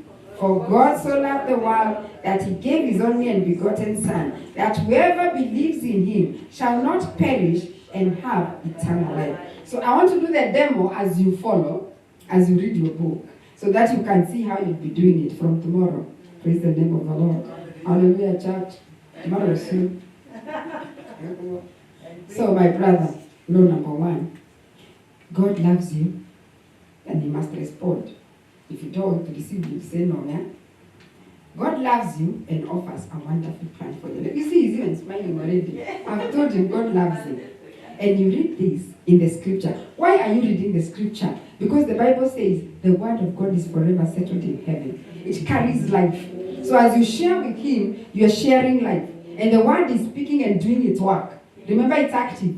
It is sharp and active. So now you're telling him, John 3:16, for God so loved the world, including you, that he gave his only begotten Son, that whoever believes in him must not perish, but have everlasting life. Do you understand? And then also in his plan, God's plan, John 10:10, it says, I came that they might have life and have it in abundantly. But down there, not all people are experiencing that abundant life because, do you understand? Not everybody is experiencing that abundant life, and maybe even you, because of law number 2. So let's go to law number 2, all of us. Law number 2 says, man is sinful and separated from God. I included. Don't show them you're holy. I included. Man has fallen and separated from God. Thus he cannot know and experience God's love and plan for his life. How do you know that? Romans 3:23. For all have sinned and fallen short of the glory of God. And then you can read what is next. Man was created to be friends with God, but he chose to go his own way, and friendship with God was broken. This is what the Bible calls sin. This is shown when man rebels against God, when he does not care about God, and when he does not live up to God's perfect standard. So this law too about separation, there is a picture there. Can you see it?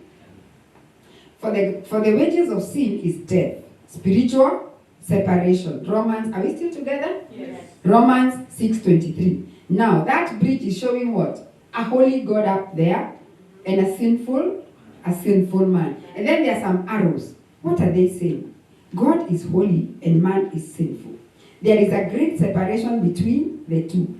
The arrows show how man tries to reach God and the abundant life through his own efforts, such as living a good life, and maybe you live a good life, being a religious guy, maybe you even go to church, and helping others. But all his efforts fail. And therefore, the third law gives us the only answer to this problem. So let's go to the law number 3. Remember, you're still reading together with him. So you can even have 2 booklets. Do I add you another one? Do I? Do I do another one, or I let you buy from Amazon? Law 3. Jesus Christ is the only way. These guys have tried reaching to God, but Jesus Christ is the only way man can reach God. He died for us. Through him, you can know God and experience his love and plan for your life. He died and rose from the dead. Which are the scriptures that say that? 1 Peter 3:8, Acts 1:31. For Christ also died for sins once for all, the righteous for the unrighteous, that he might bring us to God. And then Acts 1:3, you read the scripture. Let me not read it for the interest of time. He is the only way. The one I will read is the one in a circle. John 14:6. Jesus said to him, I am the way, I am the truth, and the life. Because they'll ask you, how about Islam? How about Buddhist? But Jesus said, I'm the only way. So you're answering, these are the ways. They're all null and void. Jesus is the way. So God has bridged this separation between us and himself by sending his son. You see the cross? You see the picture of the cross? And the holy God and the sinful man. So it is not enough just to know these 3 laws. We go to law number 4. What does it say? We must all receive Jesus Christ as Savior and Lord. This is now the breaking point that they must receive. It's not enough to know that. We must all receive Jesus Christ as our Savior and Lord. Then we can know and experience God's love and plan for our lives. We must receive Christ through faith. Let me read that. Ephesians 2:8. But to all who received him and believed in him, he gave them power to become his children. And therefore you become his child by receiving him. For by grace you have been saved through faith. And this is not your own doing. So the next page, page 9, we receive Christ by inviting him into our lives. How? Revelation 3:20. I'm knocking on the door. Behold, I stand at the door and knock. If anyone hears my voice, like I'm speaking to you, it's the voice of God, and opens the door, I will come in and I will dine with him. You have now even showed him how to receive Christ. Because he must be wondering, then how do I receive him? And then It is not enough just to agree with Christ's teaching. Receiving Christ means turning to God from self, repenting. We trust Christ to come into our lives and forgive our sins. We let him make us what he wants us to be.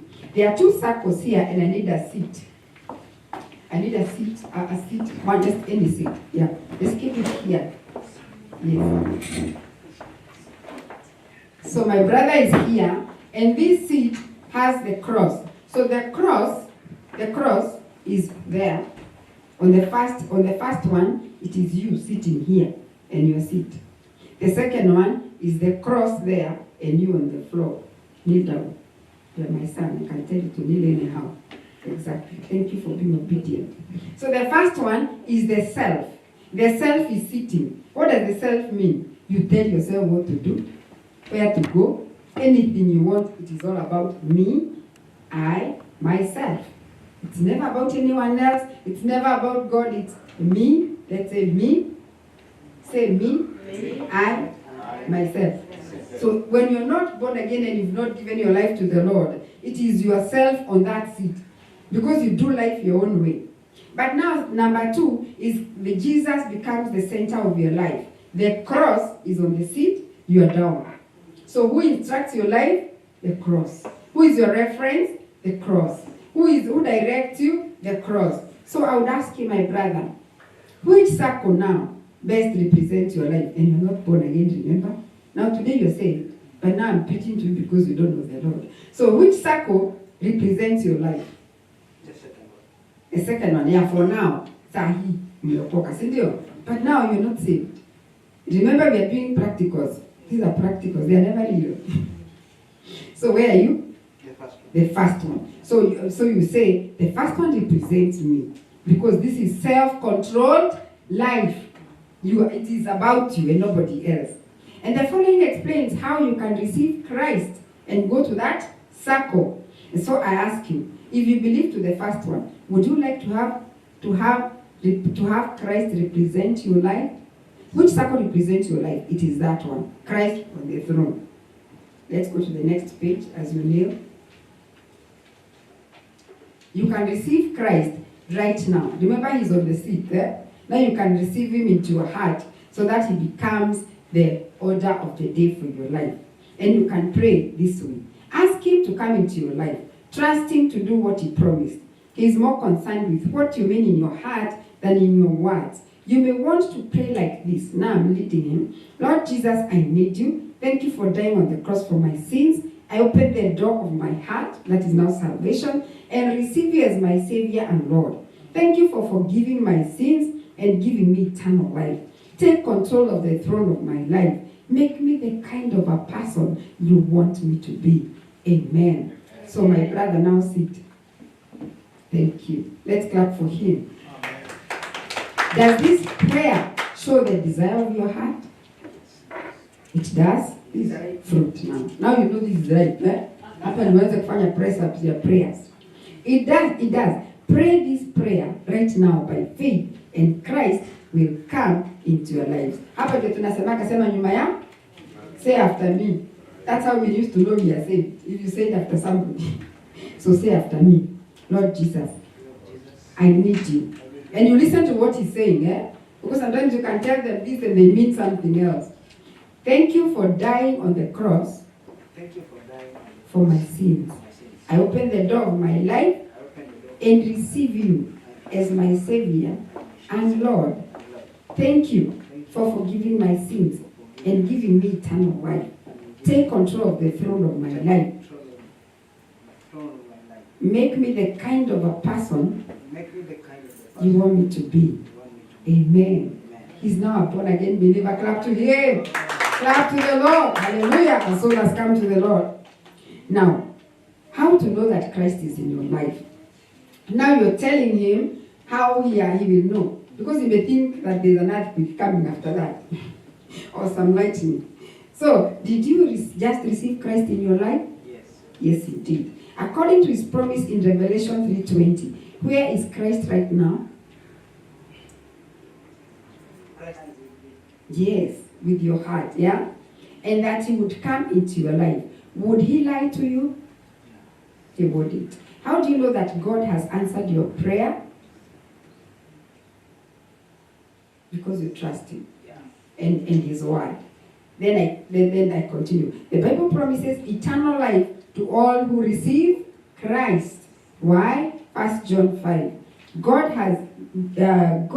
has given us eternal life, and this life is in His Son. He who has the Son has eternal life. You finish reading that scripture with them. Thank God often that Christ is in your life. He said that He will never leave you nor forsake you. Hebrews 13:55b. You can know that Christ lives in you and that you have eternal life because of His promise. And then, what about your feelings? Maybe you're not even feeling anything. And then I'm telling you somebody has entered your heart. How? Do not depend upon feelings. That is page 4. Are you all there? The Christian lives by believing God and what He says in the Bible, not what he feels. You get it? The promise of God's word is your authority. Okay? This drawing of a train shows how the truth of the Bible, faith and feelings work together in our Christian life. Who is the coach? The feeling. Who is the fuel? Faith. Who is the engine? Truth. So the feelings come last. The truth comes number one. The word of God is truth. So you believe the word whether you feel it all. And that's even how we receive healing. Because sometimes you may receive your healing and you're still feeling the symptoms. But the fact that you believed, the truth comes before. So truth has the power to lead us. We are joined to the power of truth by faith. As we obey the truth, our feelings follow along. They follow and they agree. We trust God and His truth, not our feelings. Now that you have received Christ. Now this is how you lead them to discipleship. Now you are discipling them. Christ came into your life, Revelation 3:20. Your sins were forgiven. Say amen. Amen. You became a child of God. Say amen. You will begin to experience God's plan and purpose. Divine settlement. You remember our text? You were settled to settle somebody else. Now He's also beginning a journey of divine settlement, according to John 10:10. Can you think of anything better that could happen to you than receiving Christ? What? I'll be blessed. Can you think of anything better that could happen to you than receiving Christ? No, at least you have answered. Otherwise, you would have gone again to row number 1. Would you like to thank God in prayer right now for what He has done for you? Yes. Would you want to thank God? Just thank God. Yeah, He's very faithful for every day. Just pray and tell Him, thank you, Lord, for saving me. And now I pray for you. Father, I thank you for this, my brother. I will call you Duncan. Thank you for my brother Duncan. He has received you as his personal Lord and Savior. Lord God, I pray that you help him in this journey of life. Holy Spirit, I pray that you guide his steps. Write his name in the book of life. And from today, I declare that the devil has no hold over him and the stone is rolled and is unleashed to fulfill destiny. In Jesus' mighty name. Amen. Clap for him. He has received Christ. Amen. How to grow spiritually. Don't just leave them there. Now they have to grow spiritually. As a Christian, my brother Duncan, you need to grow. The following suggestions will help you. Growth. I'm explaining growth here. G stands for go to God in prayer. You've also been told to go in God in prayer. And there's a scripture there. Read God's word daily. You have a Bible? Do you have a Bible? Yes, I don't think you have. Say no. No. So that I can go get you. You say no, I'll go and get you one from Bishop. Because he has several of them there. Okay? So if you say no, it is my responsibility to make sure he has a Bible. Again, remember, you just received Christ. Yeah. So You didn't have a you Bible. didn't have a Bible. Yeah. So Thank you, Reverend it Margaret. was a purpose of the teaching. Amen. And then O means obey God, moment by moment. John 14:21. So you must walk in obedience. W is witness for Christ by your life and words. Okay? So you must be careful of the company you keep because they will interfere with your witness for Christ. T Trust God for every detail of your life, including the shirt you will wear. Be praying and ask God, today is a Thursday, God, which shirt do I wear? Okay? Trust God with every detail of your life. And H is have God control and empower your daily life and witness. And there are scriptures there. So the Bible now will task you to go and read. Now when that person receives Christ, when you give him a call, you need to read like the first one, the G.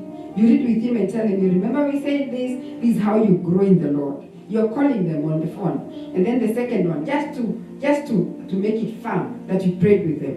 And then you tell them about the church. The church is important. When logs are together, they burn brightly.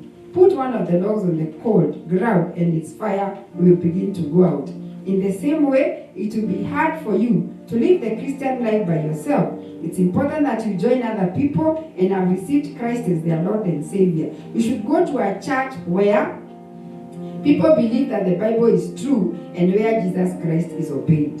And where else can I read him except GOC? Praise the name of the Lord. Because it has those qualities.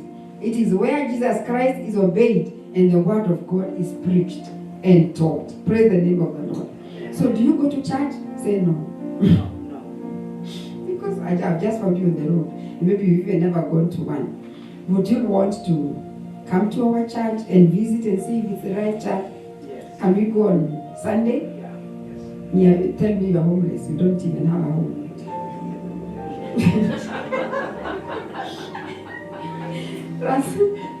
Brother Ras, he got saved at Papato the other day. I asked him, so Ras, where do you live? In this car. In this car. That is his address. So I asked him, for how many years? 5. He lives in that car. So where is your phone? He gave me a number that is not going through. So I don't know where to get Ras. So instead of that, I can take you to my church. Where can I pick you? Say Papato.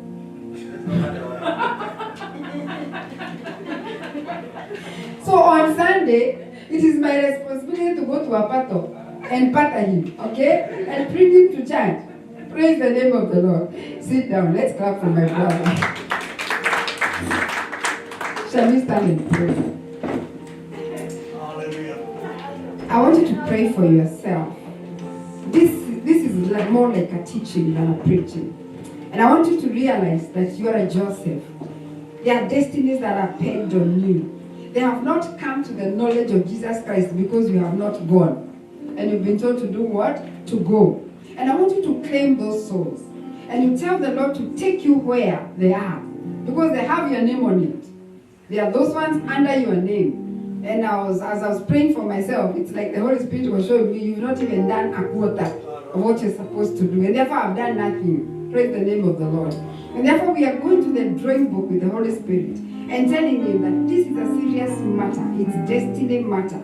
And therefore, Holy Spirit, position me to be able to be bold enough, because you need boldness, and fearless, and to be in the power of the Holy Spirit, because witnessing is preaching the word in the power of the Holy Spirit and leaving the results to him.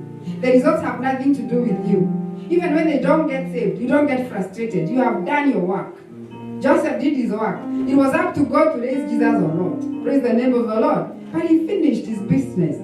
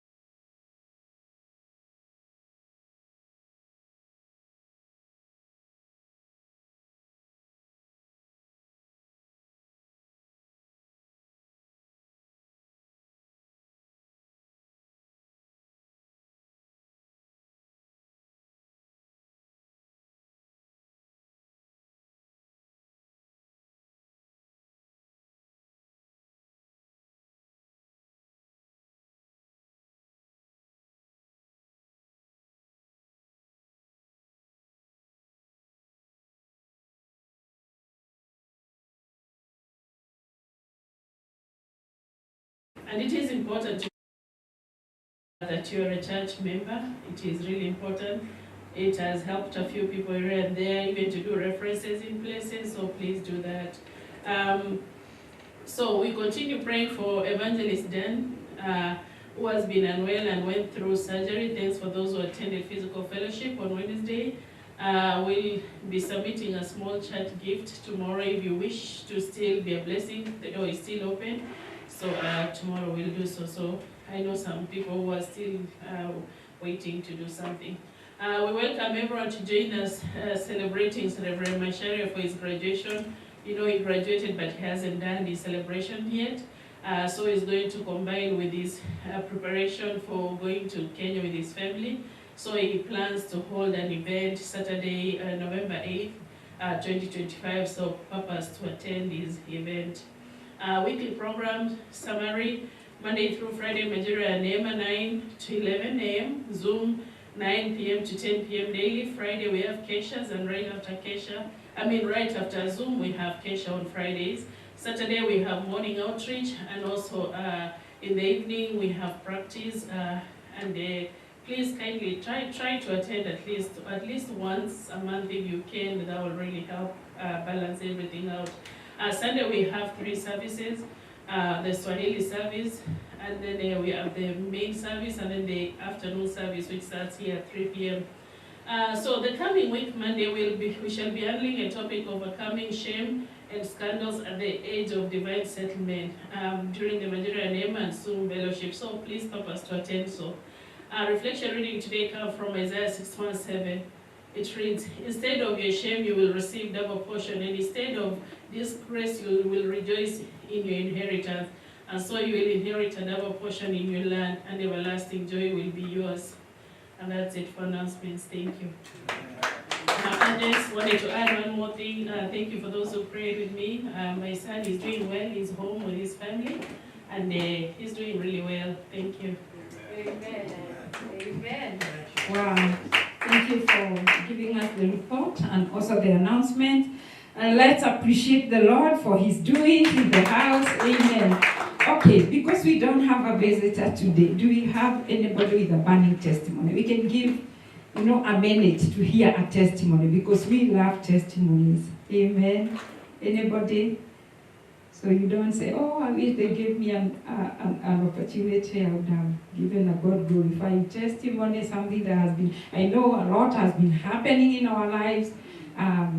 And not all for sharing, I know, of course, but if you feel you have something you want to share, you're welcome. And mostly, if you come even in the morning and you have something to share, you can see one of us, mostly see Bishop, and tell him, "I have something I would want to share, something that the Lord has done," or even share with him first. So God bless you. We are moving on very well. Right now, you have a testimony? Oh, okay. Let's hear from our sister Sarah. Just a minute, 1 minute. God is good, and all the time. I have a testimony. I don't know whether I'll have a song for a minute. I pass it to Bishop, and 1 minute.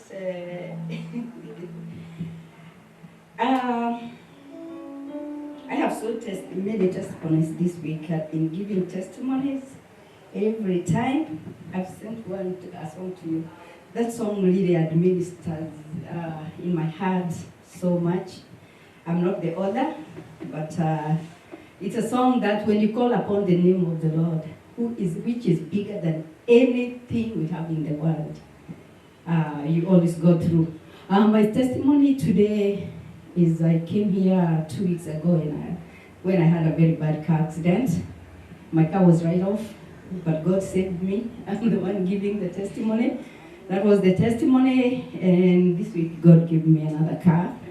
So the devil is a liar, and we are in this kingdom.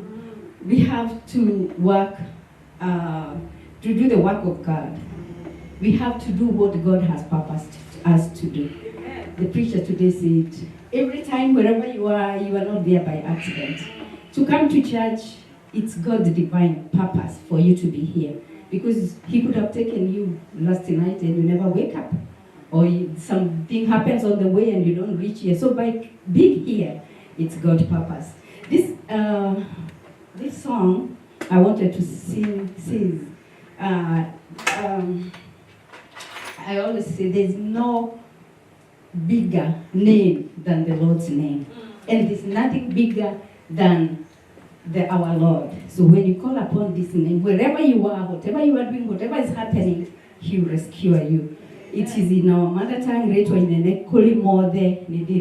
that name. That is bigger than all other names. Okay.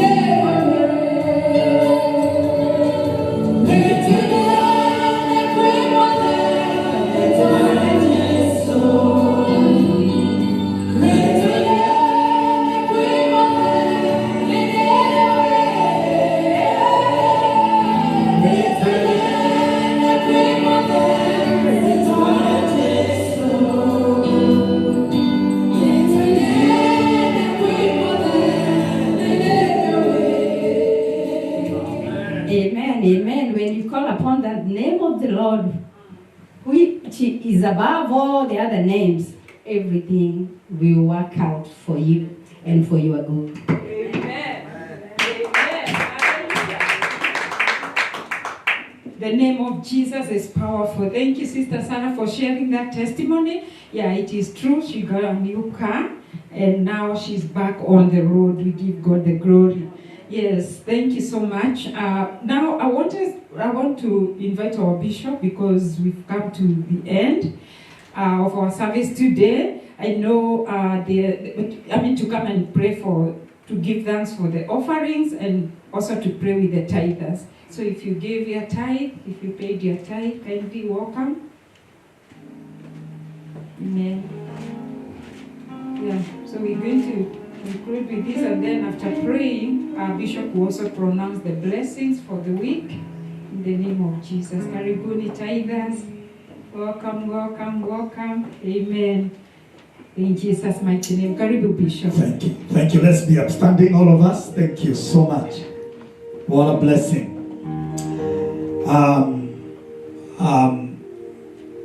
We have a lot of people who have given their apologies, and maybe you're online.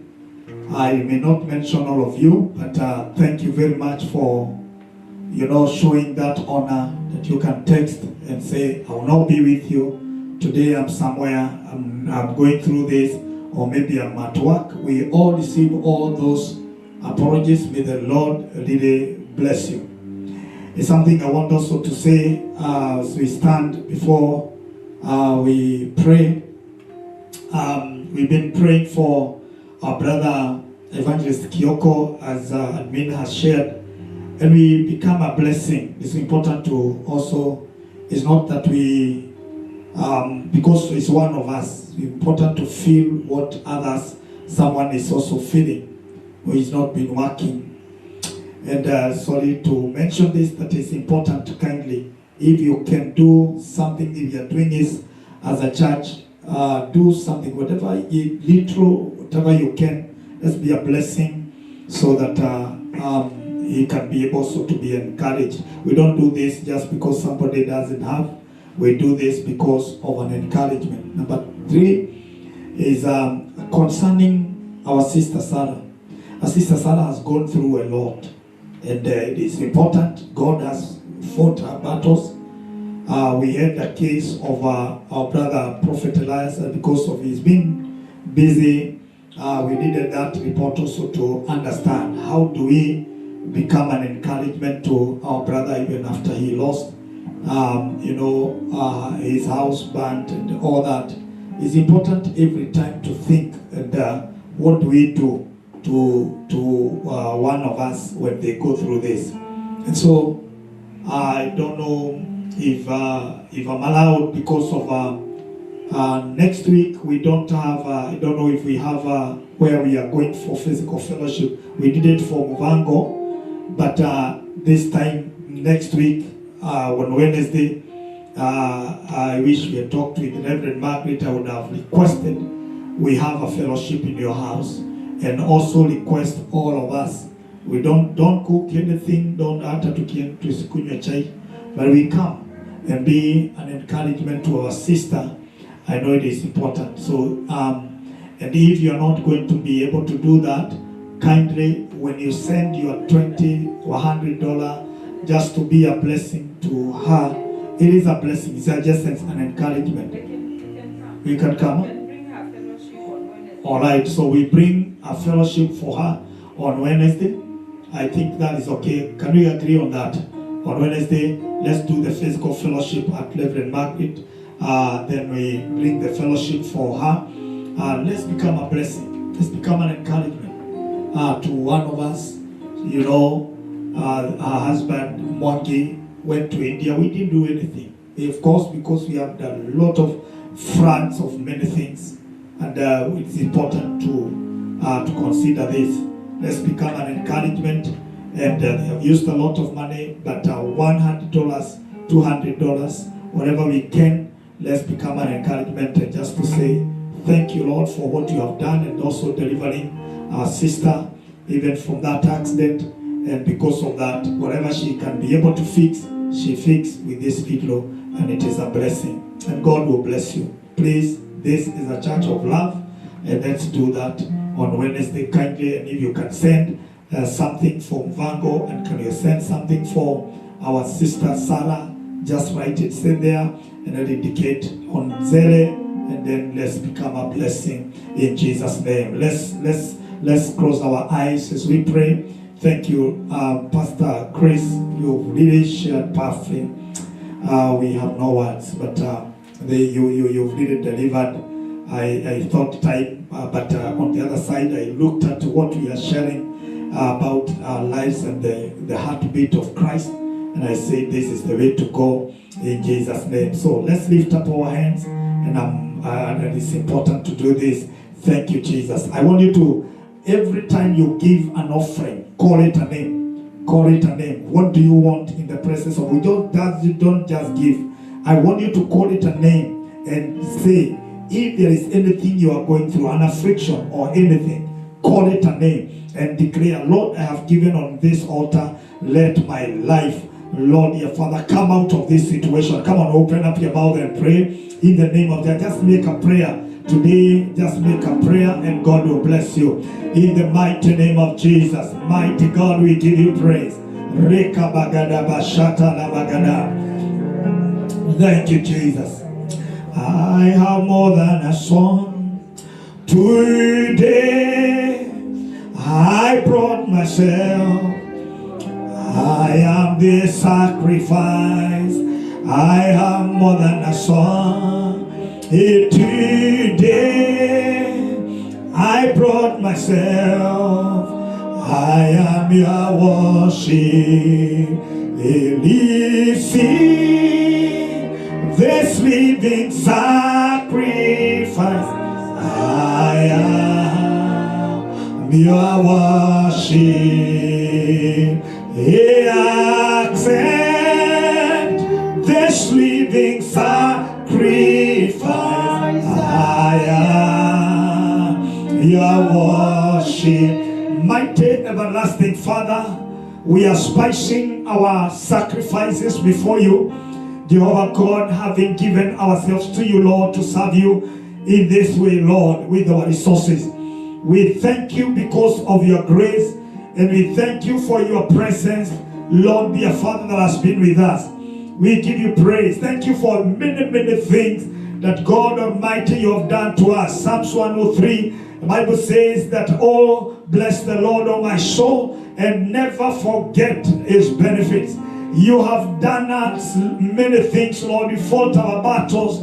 God, you have rescued the redeemed. Mighty Father, from the hand of the enemy, we give you glory and honor. You have delivered us from shame, scandals, pain of every kind. Now we've come to say thank you for all that you have done to us, O Lord. Mighty Father, we have given our sacrifices of worship, and now we have come to give a worship of our resources. Lord, dear Father, declaring that God, you alone, you are the source of our wealth.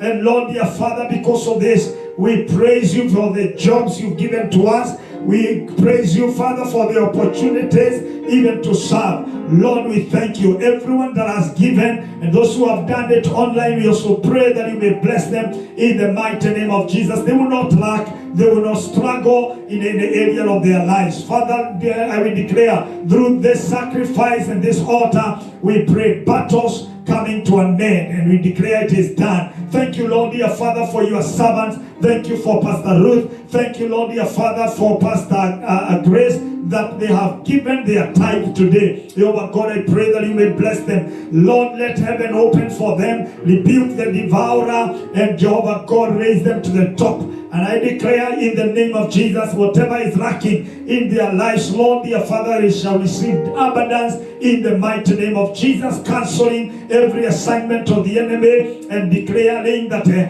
Jehovah God, they will not continue in battles, whatever invisible battles. They don't know what they are fighting. Jehovah God, through the sacrifice of tithe, Lord, that battle comes to an end. It is generational tithe, and therefore we declare, speaking even to the children and the children, in the name of Jesus. Every benefit come with tithing becomes their inheritance. We thank you for divine settlement, and we thank you for your grace and favor. We dedicate the offering, the vows, and the tithe to you, Lord, in the name of the Father, the Son, and the Holy Spirit. Everybody shout a bigger amen. Put your hands together, celebrate, thank you. God bless you. Amen and amen. Amen, amen.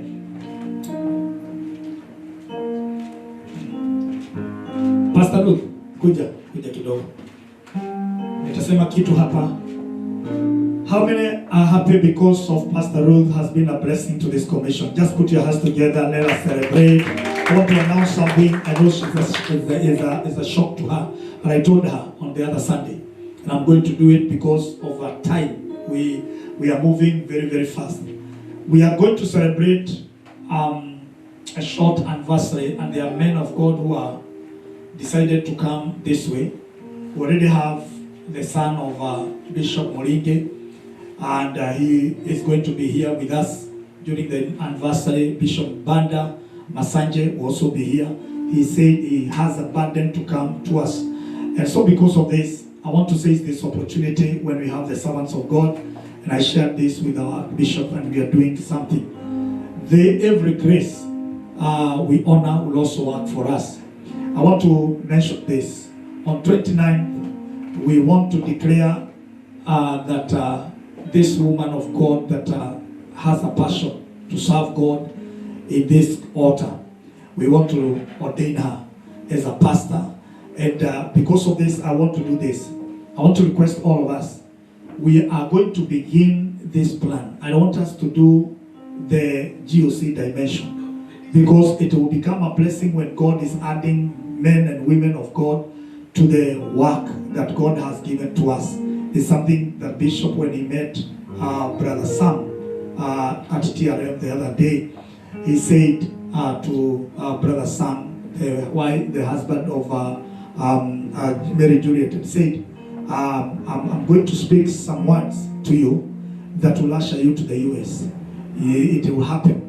And because of the things you are doing online for Zoom, because of our Zoom fellowship, you need now, this grace should be ushered somewhere. And he said, I'm speaking as an anointing. It will happen. So I don't know what is going to happen, but we need a lot of watenda kazi. Now we have 3 services.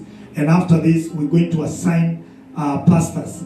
You have when the one that is taking care of Zoom, the one is taking care of this service, the other one is taking care of this, so that everyone will be somewhere. And I know there is somewhere, there's a dimension that is coming, that God is taking this commission. And so, Reverend Margaret, simama hapa nikwambie kitu.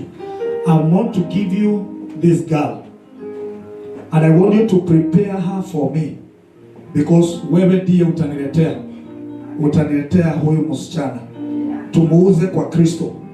Hatukunyang'anyi Kiarie kwa jina la Yesu. I've talked to Elder Kiarie, I've done it, and so Elder Kiarie says whatever his wife can serve God in that dimension, he will support her in all ways.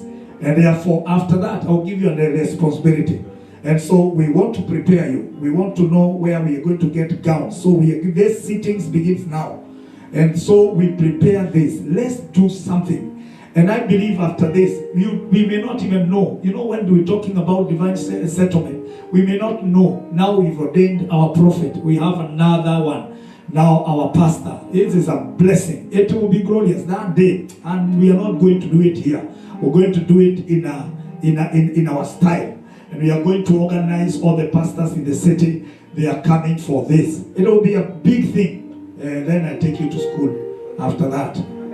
I'm a professor, so I will become a professor to you and help you. Don't worry, it's a journey, but we want to cover you and declare that the demons that fight pastors will not locate you. So Reverend Margaret, become very close to her and help her in all ways. Release the graces, help her how to live with a husband who is not a pastor but an elder. Na usimwekele akuwe mgumu. Sema King James anapoteaga wakati sasa tabu tukiingia, anakuwa kwa raha, kitoka anakuwa kwa shida, lakini it is a blessing. Amen. Now lift up your hands, everybody. Father God, I pray, Lord Almighty, for Pastor Ruth, the girl that, Lord, you brought on the altar. She has served you faithfully, heard you, Lord. It has been a blessing and a journey, consistency, a prophet in the house. Lord, we honor this grace. We pray that, Lord, dear Father, because of the integrity and, Lord, dear Father, the service and the passion she has for you, I pray that you may bless her.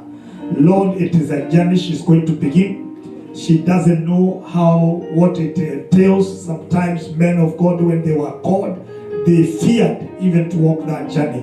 But Lord Almighty, they say that even our family, there was no, like Amos said, there was no prophet in their family. Lord, it might have happened to our sister Ruth, but Jehovah God, we want to declare fear is dealt with at the foot of the cross. And we declare that she has strength, Lord, dear Father, to do this. It's a responsibility. And as we come to that great day, we shall give you praise and honor as we celebrate her life. We thank you and we worship you for your faithful preserver for us. And thank you, battles are far from her. In the name of the Father, the Son, and the Holy Spirit, we have prayed. Amen. Amen. Continue praying for that. 29 is your day. God bless you. Tuita watu kabisa, wachungaji mwanze kujitayarisha. Let's do that. 20 on November. It's in the month of November. The month of November. Mtapiga makofi ama hampigi makofi. A testimony of our brother Baba Joshua and Mama Joshua. This oh my goodness. Do you know Baba Joshua and Mama Joshua never misses Zoom? Every time. And I think Baba Joshua is the first one. Charles, every time you go to Zoom, ukifungulia hivi ni yeye. Yani he appears. And he doesn't disappear. Oh my goodness. What a lovely couple. Na angalia vile mnakaa mzuri. Si Mungu awabariki tu sana. Yeah. Thank you so much. So the testimony, when we prayed for the car on Sunday, the other time, ikaenda vile nasema kukaenda vile kulikoenda. And then he called me and told me, after that prayer, God did a miracle. Now they have a new car. What a blessing. We're going to dedicate that one. If we dedicate and then they bring another one, we shall be still be dedicated. It will happen. Do you want to bring that one? And do you want to tell us what happened? And then I pray for people and release them? Yeah. Do you want me to do that when you are sitting or when you are standing? Okay, sit a little bit. Just a few minutes. Let's hear this testimony. That's how I was going. Bwana asifiwe. I knew I would. Sorry, Margaret, I was a bit slow. I'll catch up. Praise the Lord. Last time when I was here, my wife was here last Sunday. I wasn't. I was working. But when I was last year, we brought a car and it was dedicated. As it was being dedicated, I knew in my heart there's a document that the dealer required from my employer, and I was 50-50 whether the vehicle would remain with us or not. But the bishop still prayed for it. The thing I remember, as he said many things, is that this is our car. That I carried with me, and so I knew, imekuwa yetu, you know. But when we went, I talked with my employer. They were not able to give me that document, and so the dealers had to take the vehicle back. I didn't know now what to tell the bishop. But in my heart, I knew that he had prayed that the vehicle is ours. And even right now, so here maneno ikaisha. It was a red car, so I kept looking for a red car because my wife liked a red car. So I was trying to fulfill her requirement and her desire. So we got another one, a red one, very similar to the same. But as we went for it, she told me, in her heart, we don't have to go for a red car. That was prophetic.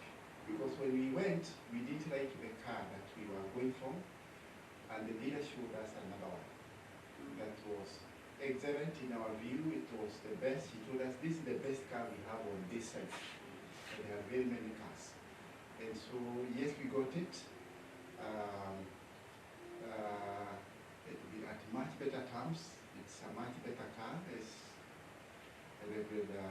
As Pastor Grace has said, we carried her in. She was the back left wing Fungulia.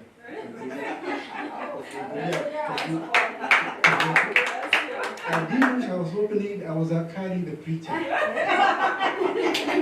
Very serious note. And my spirit has remained with the car that went. And just as our brother Elias, gave the testimony, I realized that these things that we've been given are for the sake of other people. It's the circumstances that led us to be with that, with that dealer has given me a burden to pray for them. Several things happened that I feel what I carry away is to be able to pray for those people. And that car, whoever will drive it, was ordained and was saved by the bishop in his hours. So whoever will drive it, wherever it will be, they will be of the kingdom of God. So we praise God for it. Oh my goodness. Come on, put your hands together. We celebrate. Mama, did you say hallelujah to us? This is the mother to our prophet Elias. Oh my goodness. What a blessing. Mama Jerry, sasa umejua eh? Amen. That's very powerful. We don't have I saw the message of Mama John. I didn't know she can't, she's unwell and we need to pray for her. And so, and others have traveled to Las Vegas because of our elder Mama Kamau, whose son was is graduating. That good complications is good. now you have a new car, a better one. Good times. What a blessing. Let's be upstanding. Oh my goodness. Thank you, Jesus. And Mama Mudhe today was supposed to, she was working, and so she didn't come to the service, to the first service. And Baba Mudhe said, I'll come to the second service. It is a blessing. But when we came into the first service, we got a shock that even the first service, again, there was flood of people again. It was a blessing. And tuliongea kwa Kiswahili, and then Prophet Elias landed. Then we had to switch. I told Bishop Terry, because she was preaching, I told her, are you going to switch? And then now she had flown in Swahili. And then all of a sudden it and then administrator asked a question. I thought, and she didn't.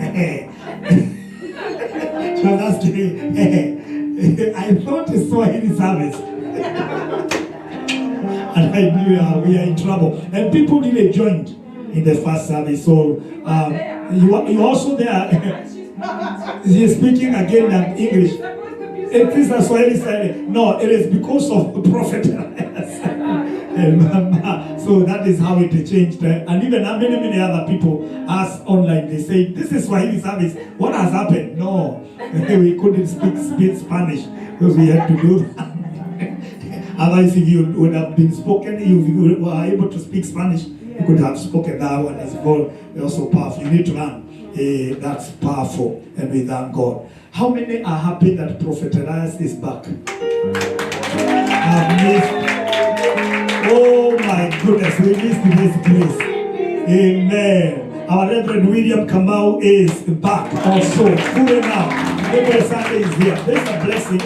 And so we are grateful. Pastors, now we are at work. We're going to do a lot together and God will bless us. After this, what we have done, after we are done with our sister Sarah, now we can organize another fellowship. We go to Prophet Elias. Let's be an encouragement. It is a blessing. Do you want us to finish this? We can't finish every time. We feel like we are going. I thought maybe by one we'll be done. Let us lift up our hands in the presence of God. Almighty God, we give you praise. Thank you, Father, for all the details of this service. The first service, the second service. It has been a blessing. And now, Lord, dear Father, because of your blessings, and Lord, the cover that we have in you, and Lord, we pray that God, you may bless each and every one of us. And Lord, dear Father, as we leave, let your blessings, let your grace be upon us. We have a lot of things that are on the table. We are trusting you, Father, for a run. We are trusting you, Father, for that anniversary. We are trusting you for the ordination, trusting you for the Zoom fellowships and the physical fellowships. A lot of things we are doing for the kingdom and also reaching out, Lord, to the lost souls. We give you praise and we give you honor. We thank you for the word. We thank you for every prayer we have done here. We thank you for every declaration. We declare that, Lord, nothing that will be hijacked by the enemy. And we declare, Lord, our divine settlement, Lord, dear Father, is prophetic. It will come to pass. We thank you and we worship you. In Jesus' mighty name. Now I am sending you with a blessing, but you need to declare a bigger amen because of this. I want to declare the coming week will become a blessing to your life. Anything that is hidden in the womb of the weak, I declare in the name of Jesus, it will locate your door. It will locate your address in the name of Jesus. I want to declare today that sicknesses will be far from you. Every misfortune will be far from you. No accidents on the roads. Your family members will be settled, will be fine, and will be saved in Jesus' name. I want to declare that mental health will be okay. You don't have a mental breakdown. In the mighty name of Jesus, I want to declare your health is secure, your destiny is secure, your inheritance is secure, and I declare you are taking off to the blessings at the top, that at the end of the year it will be a blessing, and it is coming now from this coming week, a blessing from one blessing to the other. Favor will rocket you. People will accept you, they will not reject you. Your amen has a problem, and I declare in the mighty name of Jesus, you shall never lack. You shall become a blessing to somebody. Every time people look upon you, they will find something in your wallet. In the mighty name of Jesus, they will start to look for something in your purse. In the mighty name of Jesus, your account will not dry up. In the mighty name of Jesus, whatever project you have begun, I declare it will not be stuck. I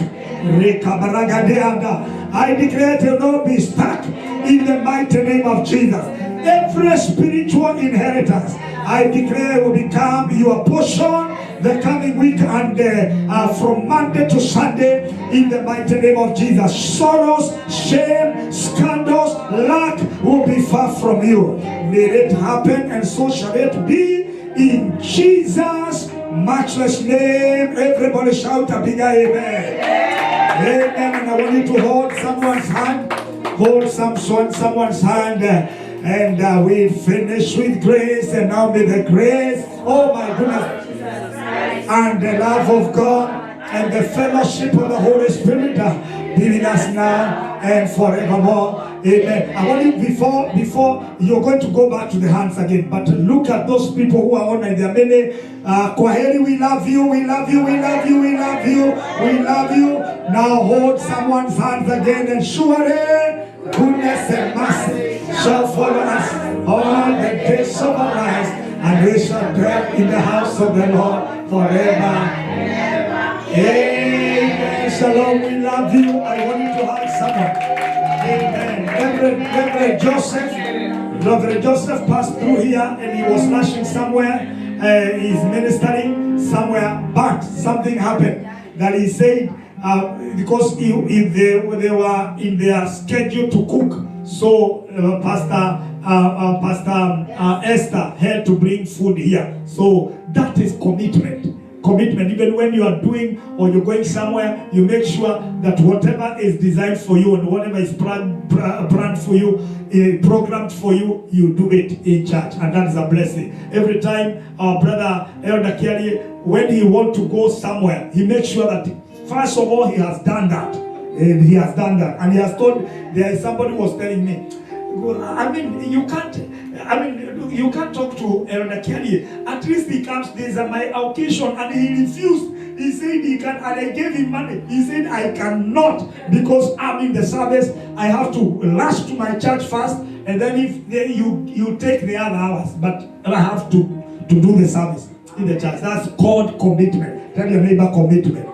Oh my goodness. That is why even our prophet says he's going to somewhere, but he has to come here first. It's a blessing. May the Lord bless you. Reverend Obe Chakula. I just wanted to say the grace because we have food. Bishop of the Taja. So we have a meal to share. Kindly don't just rush out. Let's fellowship. Let's have a fellowship, and with the Lord, and the Lord will do it. For second service, you can remain. Yeah, we have the second service, and you are all invited. God bless you. And even the people online, if you did the online, the morning service, please come. Oh, apologies from King James.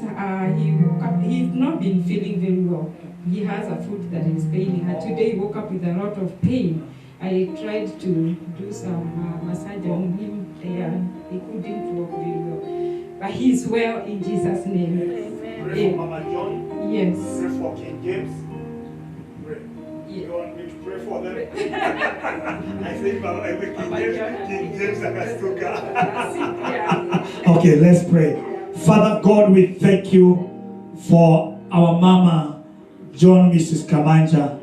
Lord Almighty, she's not been feeling well, and it's a way that your word says that whoever is unwell, you call the elders to pray for him. As a church, we are praying for Mama John, sending her healing from this altar. Let it flow to her house, and we declare it is flowing even to her body. That flu, that situation, we command it die from the root, and we declare, Lord, dear Father, for your healing virtue. We thank you for your healing over her life, oh God, and her body. We thank you for our elder King James. We pray that God Almighty, that foot receives, Lord, dear Father, healing in the mighty name of Jesus. The pain is gone, and we declare he will be strong to continue with his programs in the mighty name of Jesus. The way he serves you, the way he gives it all, we pray that you may reach out to him and bless him and also heal him. Thank you, Father, for your help over their lives. In Jesus' mighty name, everybody say amen. Amen. Father, we thank you for the food that we had to share